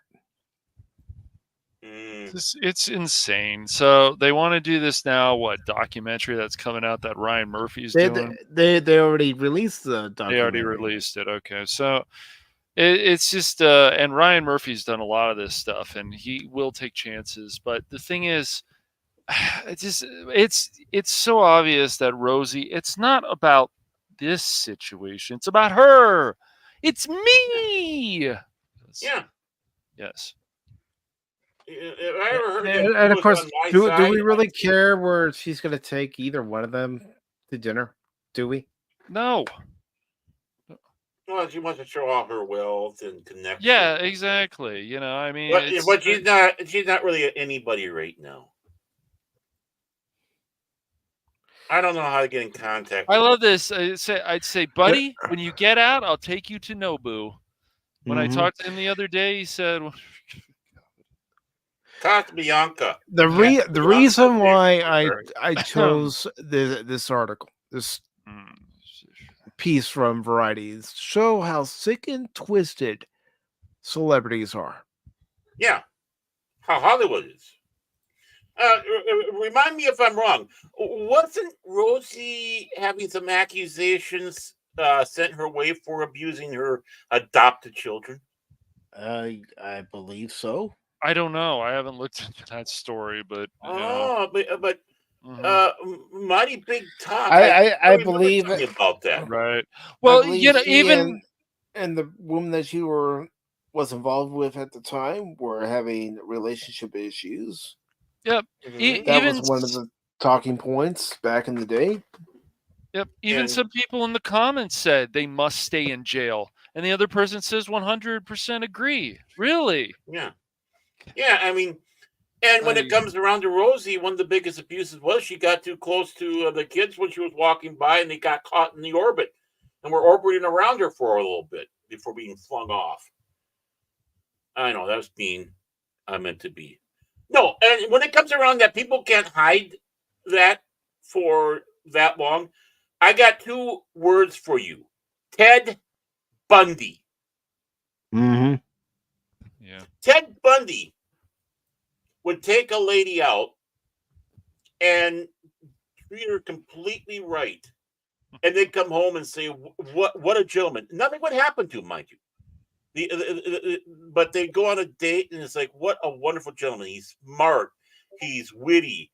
Everyone had good things to say about good old Ted Bundy. I'm serious, A person can be charming but have evil intentions.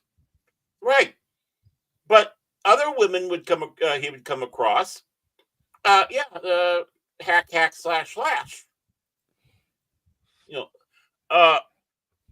Really, can people? Oh wow! Dare I bring up the name, the Juice? How many years that we knew O.J. Simpson out there in Hollywood, and then what happened? Yeah. Right. Mm-hmm. So I mean, and how many years was he out in the public? Really, honestly, you can hide some of this when it's into your sight. You can hide some of it in plain sight. Some people are even saying about the Diddy case right now that he was telling people in plain sight. Yeah. If he's that arrogant, which I think he is, then yes, I wouldn't be surprised. But people want to turn the other way. You know what was a real injustice? The Fatty Arbuckle, when he was accused of killing a young, they say young lady, but I think it was a prostitute, and by ramming a Coke bottle in a hoo-ha area, which was kind of the joke for the topical joke for the day about Coca-Cola. But it was all fake. It was all fraud. Someone was out to destroy the man, left him bitter for the rest of his life. Buster Keaton was making comment about that. He was trying to work on a film with him, and Buster was just, Fatty was just bitching and moaning about that. Rightly so. But he became so bitter he couldn't do the film, and I think Buster himself took over for the directing.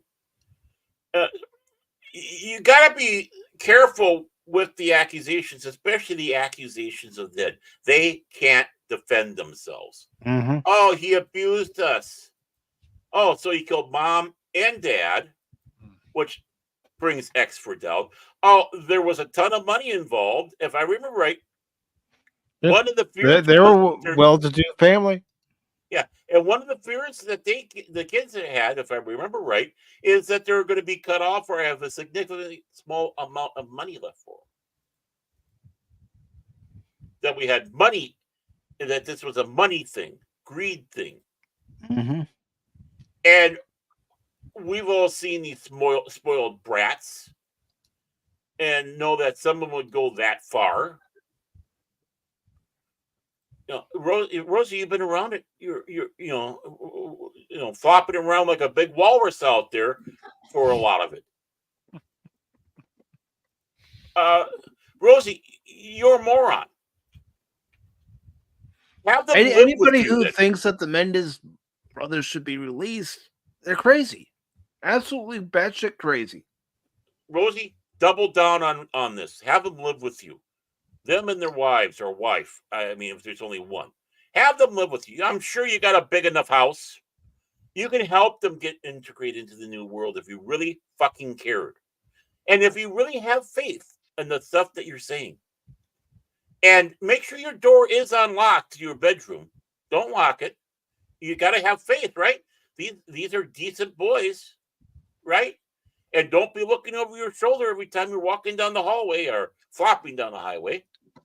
You can't go about that. So put your money where your mouth is. Well, Fatty Arbuckle was only 46 years old when he passed away. Jeez. Mm-hmm. Yeah, he was young. Mm-hmm.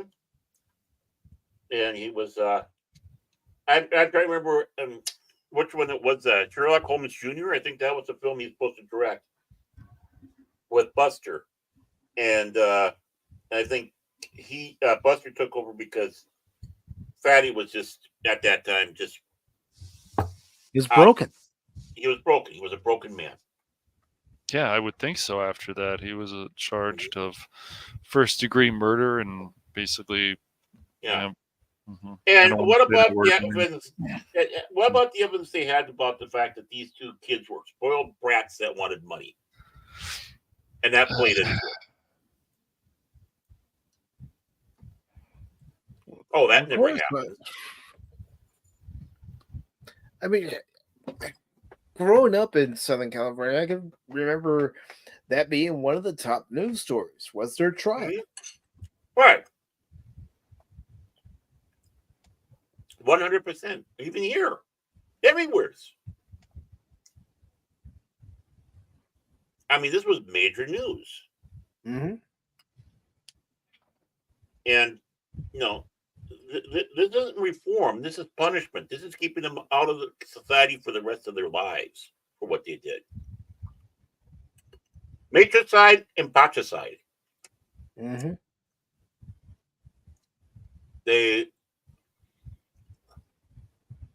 So I throw down the gauntlet to Rosie. Come on. Put your money where your mouth is. You're good at talking this shit. You're name dropping all over the place. Don't give us a no, you're ignorant. You're ignorant. No, we're not. And saying that she doesn't know how to get in touch with Kim Kardashian, please. Have your people call my people.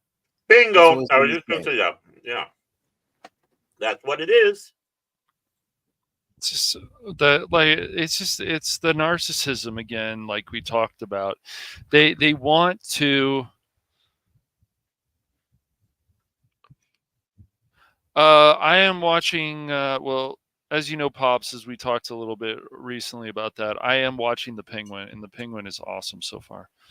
Mm-hmm. I heard good things about the Tulsa King, and I am also watching The Old Man as well. So. Unfortunately, I failed watching all three of those, and I will show Mike The Old Man sometime soon. But I was gonna say I've made it clear to Cash that I want to see The Old Man season 2 because I enjoyed season 1. Yeah, mm-hmm. I think you're gonna like season 2 also. Yeah. And I hope you're doing well, Pops. Yeah, I hope so, man. And I hope your area is recovering after Helene too. Yeah, I don't know. It's unfortunate that Rosie has to act like this, but this is the kind of people that we deal with. These are the kind of people, these celebrities. They've had some good attention in their life before, and then now they're just to say things like this. It's like, no, these two should be staying in jail forever. They should rot in jail for the rest of their lives. Well, again, really, she's partially correct. She doesn't have the attention she used to have, so this is her way to try to get back in the spotlight. And look, let's face it, she did it to herself too.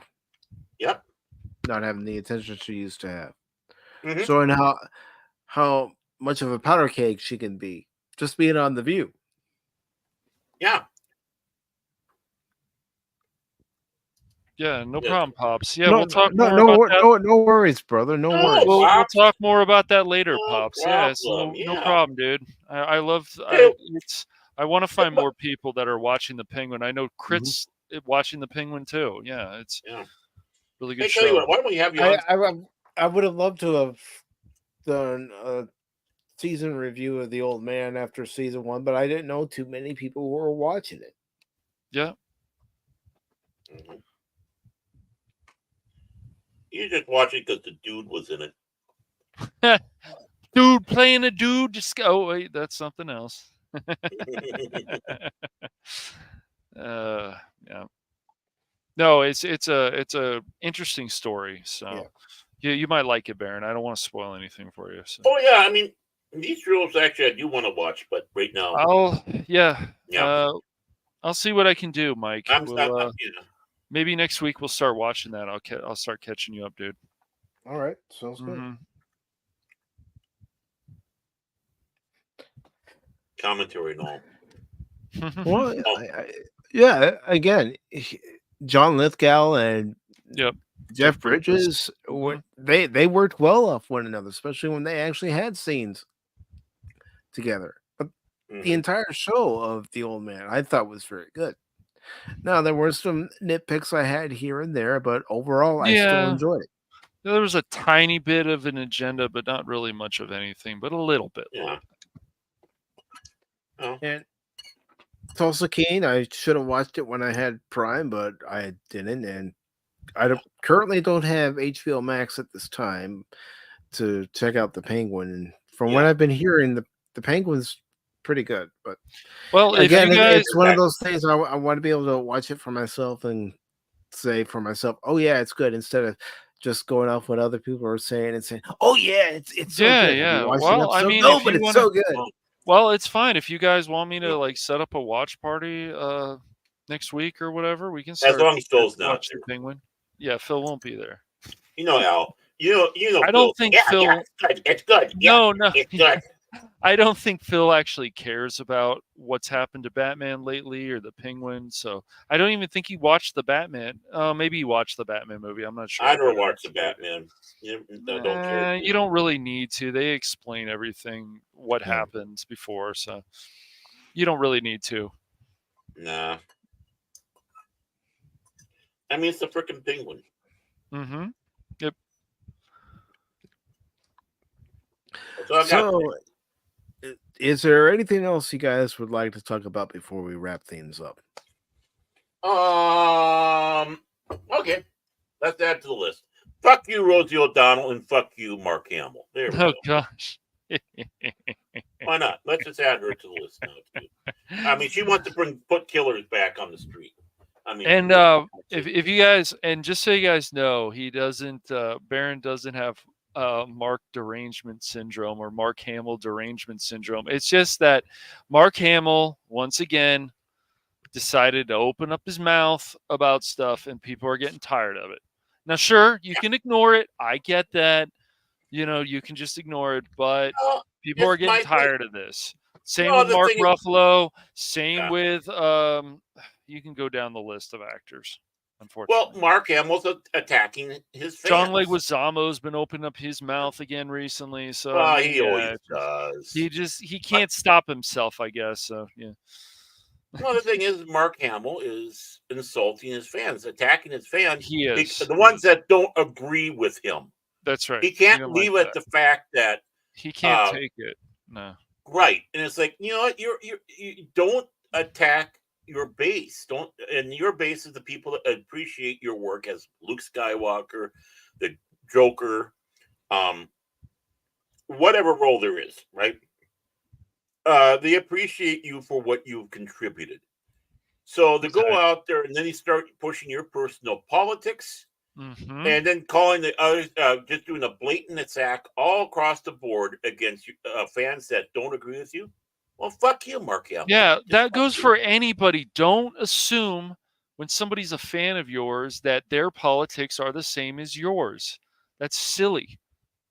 No. It's very ignorant, actually, to think that. So. No, you ignorant. Yeah. Well, they're arrogant, and they actually believe the bullshit that's right. They're spewing, and two, has been dumped on them at, they're all on your side. And anything you say, they'll just eat out of your hand, Mark. Really, really, really, really. And it's like, even if I do support you, Mark, I want to hear more about anecdotes of blaming the Joker and you with Kevin Conroy. And Kevin Conroy didn't like Trump either. So, as that goes, it's like, that's nice. That's good. It could be anybody. Doesn't like this candidate, doesn't like this one. But yeah, I mean, you can't assume all my fan base must feel this way. No, it doesn't. No, stop that. And also, I haven't talked more about this lately, but I'm going to be working on it.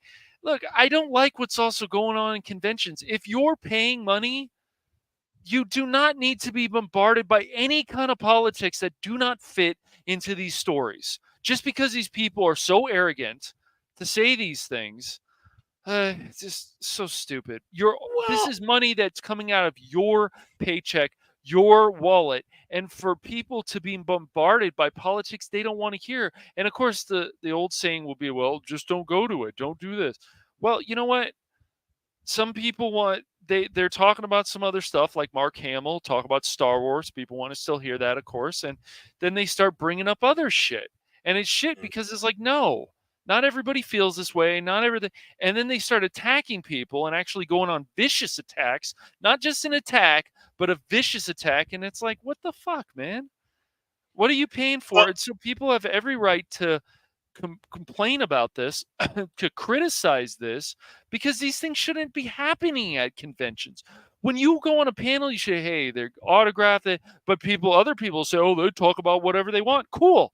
Then when people come up there for a question or they want to talk, then tell these, why are you bringing this up? Why? Yeah.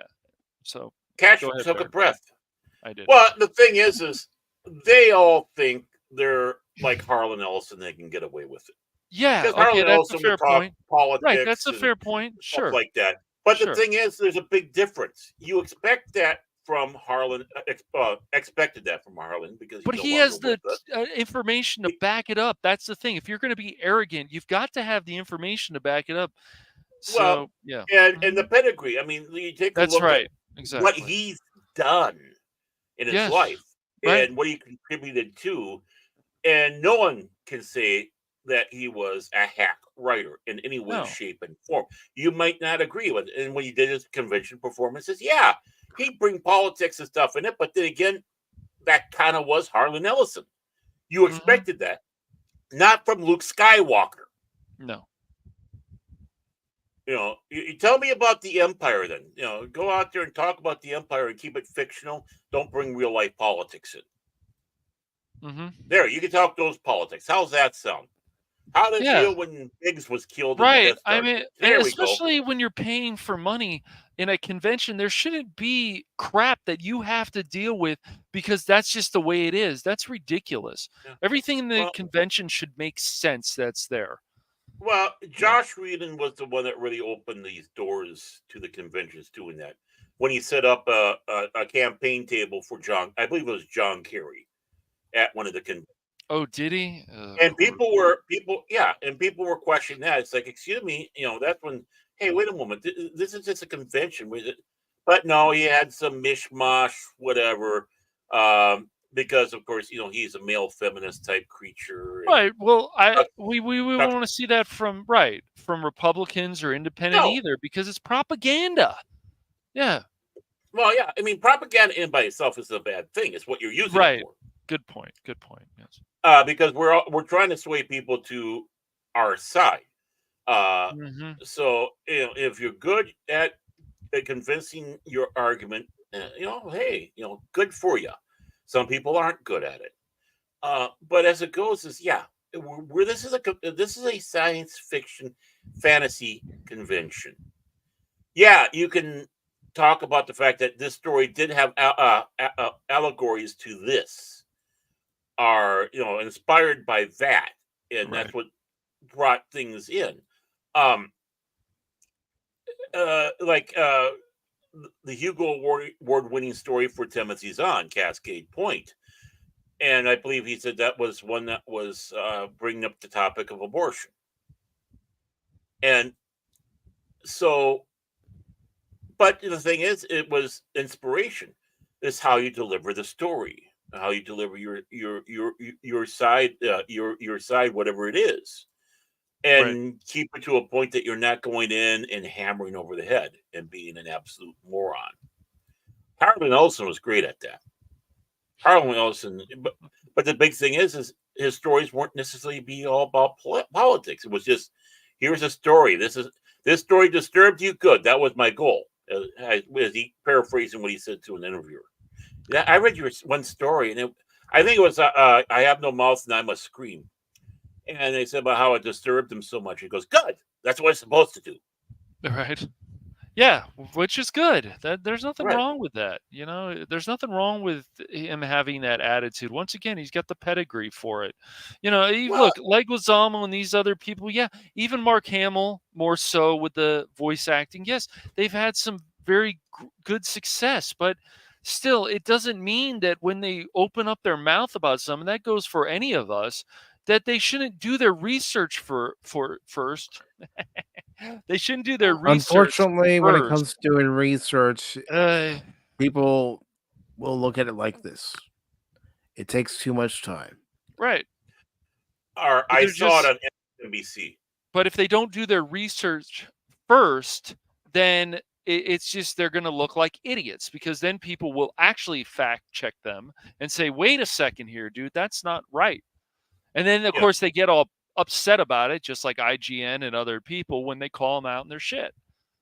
Well, Oh yeah, it's like, do you make an effort to watch something that's not geared for your beliefs? exactly. Then does that make you uncomfortable? Then you're a twat waffle, because Mm-hmm. Right. there the world makes us all uncomfortable.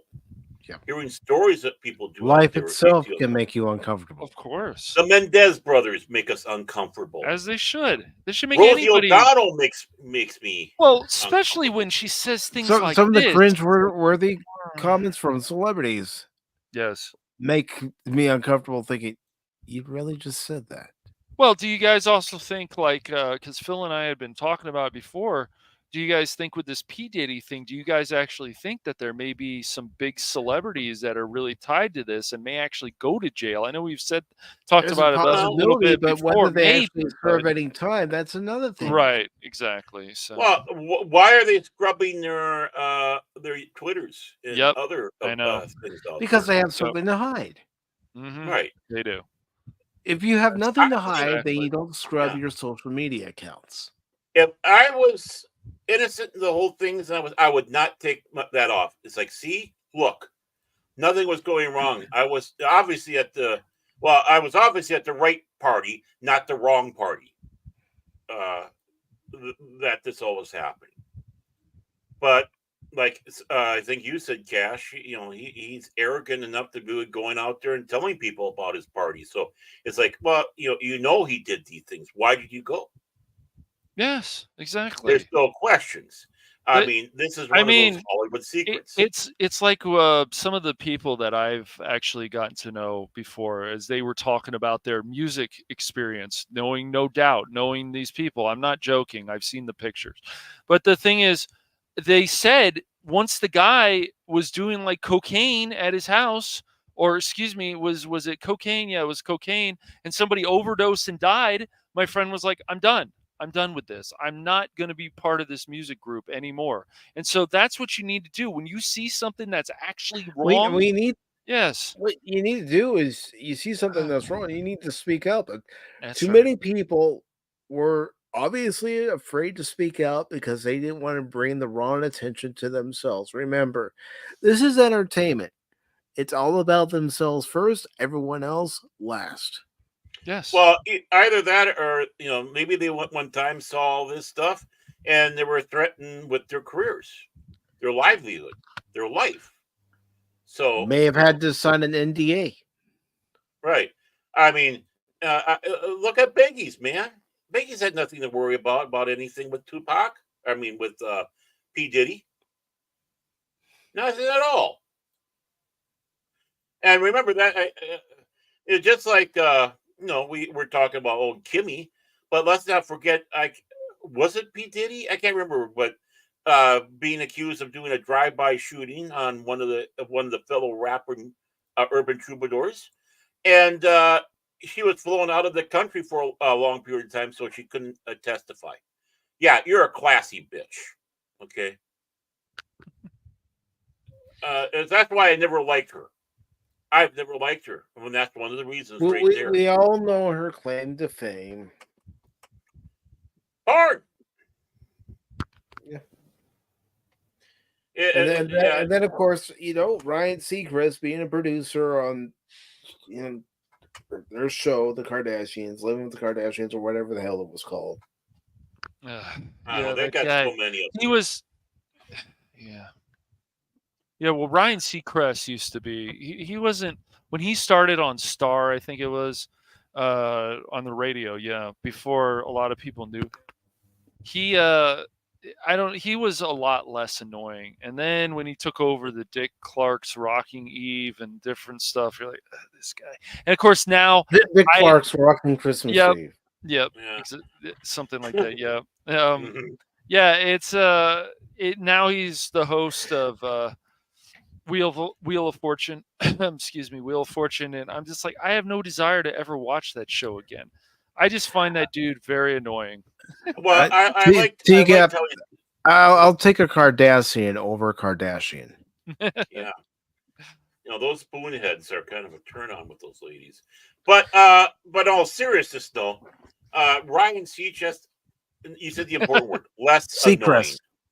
No, Yes. Seacrest. Seacrest. I'm going with the MXC. Well, I mean, I think even when he was one of the well, careful with that. We all know what you said when we were talking about Henry Cavill and Feige. Well, it's interesting too because I think when he was still hosting, I don't know if he's doing the hosting stuff for American Idol. Still, he might be. I don't know. I don't know him, but he was, of course, accused. Yeah, right. He was accused of sexual harassment as well, and got tied up into the Me Too thing. I think it was one or two women. I don't remember. I don't know if anything happened or not. I just know that Ryan Seacrest become a lot more annoying after he wasn't on the radio anymore. Well, the big thing because he got caught up in all that Hollywood hoopla. And, yeah, I think so. The camera, the spotlight, the flashbulbs. Yeah, and the guy runs around. You're big, you're famous, man. You're doing great, man. Yeah, you're untouchable. You're the king, baby. You're the king. Yeah. No, well, I mean, I think that's why people like Jar Jar Abrams. I didn't used to refer to him as that, but I have to refer to him as that now. It's just like when you get stuff from Spielberg, and Spielberg is raving about you. Like, yeah, I can see that giving somebody a big head. Of course. Yeah. And yeah, Mr. I can start something, but I can't finish it. I'm sure his wife said the same thing. Yeah, he can start something, but he can't finish it. And with that being said, Cash, go ahead and promote what's coming up next on the Phantom Hooligans.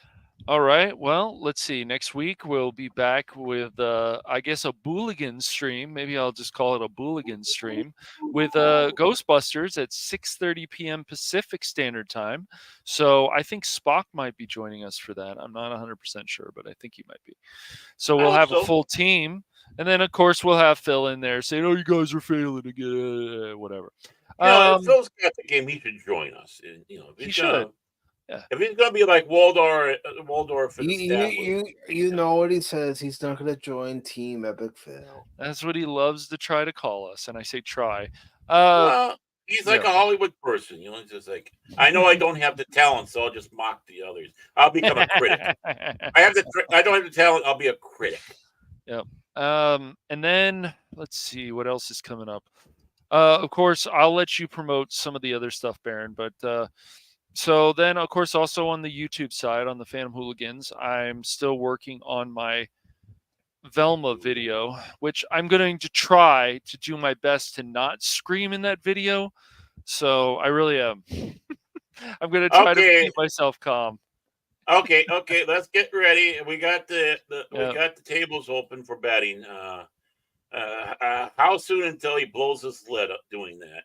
Take it easy, man. I'm perfectly calm, dude. Calmer than you are. You just take it easy. Calmer than you are. I'm calmer than you are, TCAP. I don't know what TCAP is talking about, but yeah. So that's coming up, and then what's this still come up? Oh yes, it's so weird. Let's see what else. Oh yeah, the Splatoon 3 stream is coming up still in a few days. So that'll be that'll be alive. I'm not. I don't know what TCAP's Well, talking what are you saying about your wife? I know. I don't know what he's talking about, dude. Oh, that's right. I forgot. J-Lo is. Oh, J-Lo, right? Yeah, my is J-Lo. living with you now after that. You moved in with J-Lo after she left. Right. Ben. And Ben's now living in your bedroom, taking care of dude. I think it would be hard to date. Look, for J-Lo, I have a feeling, yeah, maybe there would be some good times, but I just get the feeling about that woman that she really has her head way far up her ass. Okay. I know. Cash. I know. The hell you say? I agree. But yeah, so I really do. I just the way she talks about certain things, like, ugh. But yeah, so that's all coming up right now on the Phantom Hooligans and then Cash Money 007. So yeah, that'll be a good time, and then I'll let Baron promote the other stuff. All right, Baron, what's coming up on the other stuff? Baron Ortag's Phantom Legacy, Cash Money Madness, 540 Studio. Oh, I feel sorry. I feel sorry for you this Thursday, Jace. That's all I'm gonna say. I don't even know who's supposed to be in charge. But here, this is how you do. This is how you do a plugging here.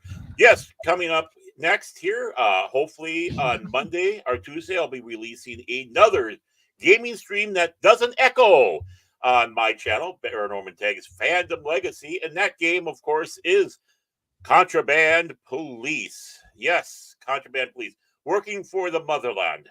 Also, you can catch me on Chase's channel, the 540 Studio, and that is for The Beyond. That's anywhere between 6 and 6:30, normally 6:15, but you know how things can go over there because we have a crazy Norwegian. So go on over there for The Beyond. You'll find, of course, Jace. Hopefully Prismatics is feeling good to join us, as well as Celtic Cajun, Hoshi, Whoopa, Troopa, and, of course, Cash Money, and myself. So please join us again on 540 Studios, The Beyond.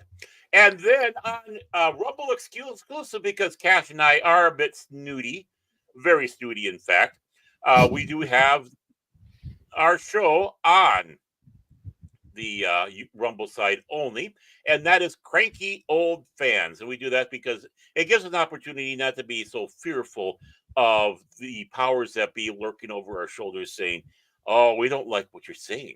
And we do that on Tuesdays, and I'm going to be nice. I'm going to go with Pacific Daylight Time first because that's where it's coming from with Cash Money's channel, and that's 8 o'clock Pacific Standard Time, 10 o'clock on the most important of them all, Central Standard Time. And that's on Tuesday on Cash Money Madness. Cranky Old Fans. Back to you, Mike. And TCAP, it's not being cleverness impaired. Exactly. It's wanting to get the show done. That's right. No, it's not. Yes, we understood what you were first saying, TCAP. Don't think we didn't. We were just like, what is he talking about? I don't understand. There's something wrong with it, man. There's something seriously wrong with it. Nice stripes, Bill Murray.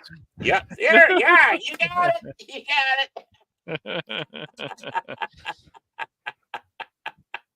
I'm not the dullest knife in the drawer, but I'm also not the sharpest either. Yeah, but boy, would I like to have been John Kerry in a few scenes in that movie. Yeah. Yeah. But yeah, I do feel sorry for the Beyond on Thursday because from what I've seen, Jace is putting you two in charge. Well, we're going to follow the same format that we did last week. I think we need to keep that. So we are? I think so, yeah. Oh. I was going to see if I could tank the channel, but then again, Jason said certain things I should have gotten his channel kicked off completely. That's true. So that's very I don't think true. There's any damage we can do to that show. No, I don't think so. Either way, with Tweedledee and Tweedledum running the show. Oh, boy. That's it, man. It's game over, man. It's game over. You know what we should do? We should just go through the show and just go off with the F and R's for the whole show. Just for him. Just for him. We should, but we haven't played this clip in a little while.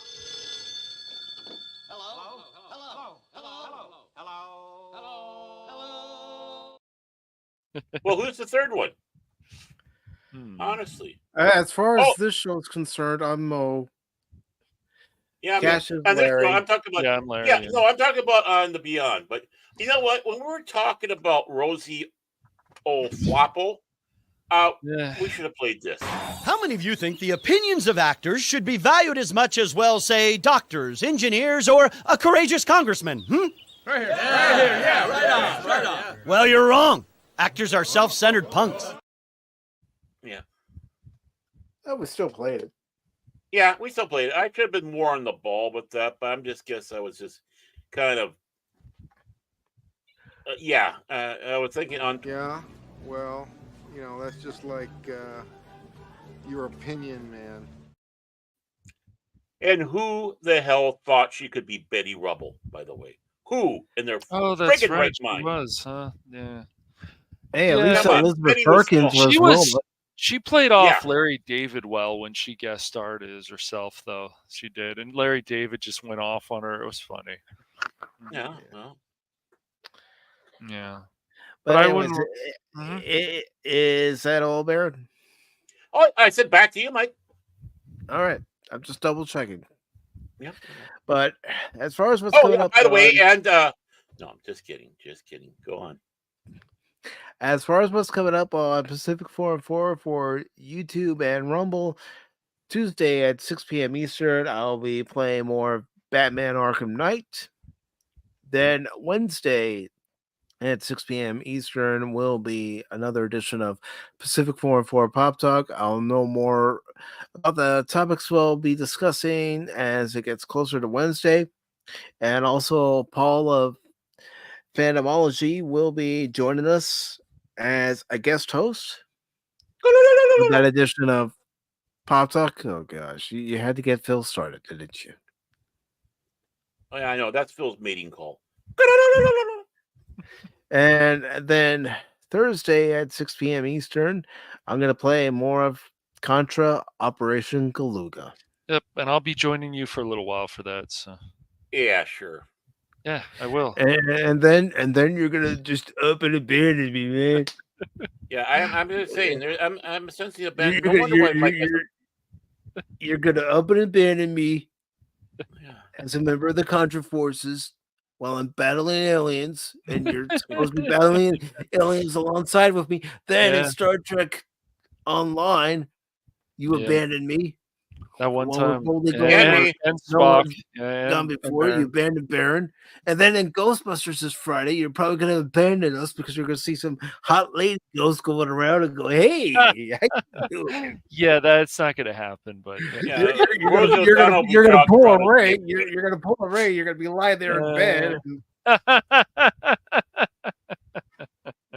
Rosie O'Donnell will be jogging along by his house wearing hot pants. It's like, no. Yeah. No. Rosie O'Donnell. Oh boy. Cash, honestly, you're an asshole. Sometimes. Sometimes, yeah. Sometimes, and not always. But I'm a smart ass. You're an asshole. Abandoning us like that. Jeez. Not the first time. It won't be the last time. No. But thank you, everybody, for tuning into this Sunday edition of Pacific414 Pop Talk with the Two Stooges and myself. The third. Mm-hmm. Maybe. Sometimes maybe. Okay, maybe all the time. You're a mole. really appreciate it, everybody. Make sure before you leave that you hit that like button over on Baron Norman Tag's Fandom Legacy, Phantom Hooligans, and also Pacific414 on YouTube and Rumble. And just to let you know what we'll be doing for next Sunday, well, I'm just going to play a little song for you, but I'm going to make sure it's not too loud. Here's a story of a lovely lady. Oh, yeah, there we go.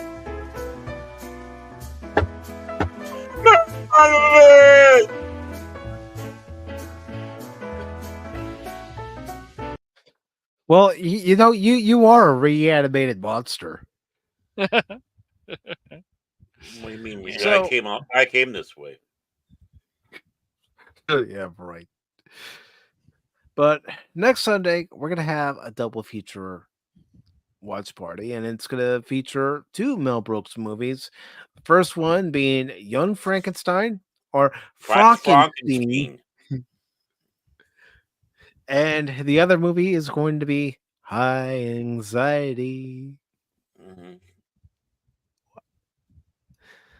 But Cash is probably going to become coming in, stumbling and bumbling like the creature, unless Baron wants to be the creature, since I've already donned him as the creature. Yeah, Baron's like, oh, forbidden You may be in the monster. Okay, I mean, I'd be Igor, but I mean, if you had already artwork all set up, that's forbidden donut.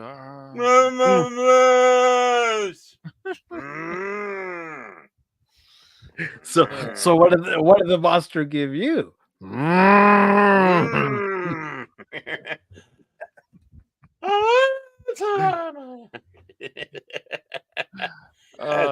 No sweet mystery of life, I think I found you. Gosh.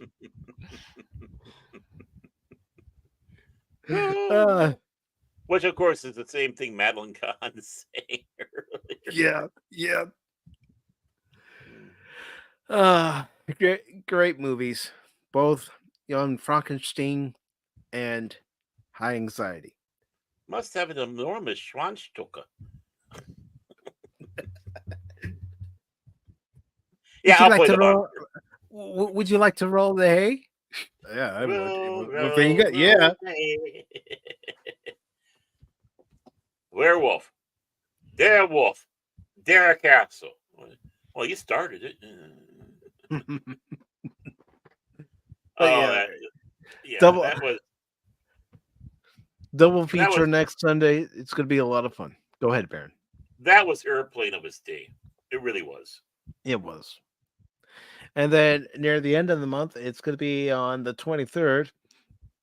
Our second watch party. It's not going to be a double feature. Don't worry. But we're going to be watching the original Crow, starring Brandon Lee. I'm looking forward to that. I've never seen it, so. Yeah, I've never. I think I've only seen clips. So I've only seen clips. I don't think I've ever. I rented it out when it came on in video.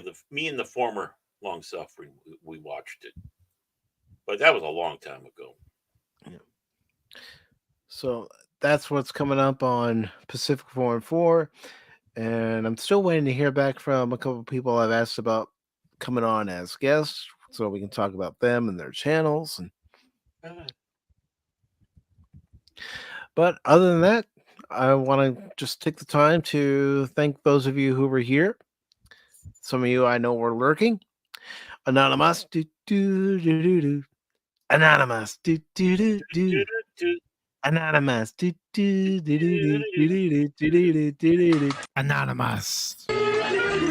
Anonymous, Anonymous.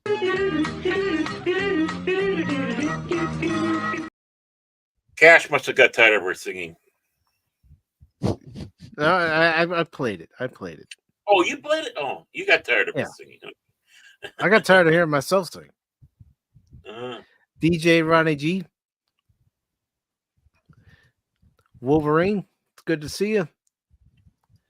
Phil McCracken, he be trolling. Low Spec Linux Gaming, formerly known as Low Spec Linux Laptop. Put enough in the chat for the laptop, please. The Pad of Wannabe. Lord Crit of Everest Productions with his silk top hat and his monocle. What did he mean by that, though? Come out of your shell. I don't know. Don't make this. What? Am I not turtley enough for the Turtle Club? Maybe well, not. that's what we have to ask DJ Ronnie. Turtles. FKHC 2005, also known as Tim. Pops, great to see you. Good to see you, Pops. Big Daddy T-Gap Steve. Yeah, that's right, Big Daddy T-Gap.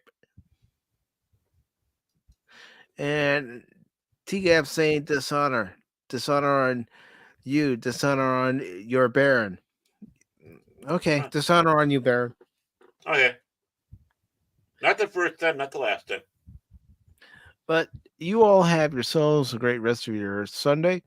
And I hope the week goes well for you and look forward to seeing you at some point during the rest of the week. Take care, all. Nah. Autobots, transform and roll out.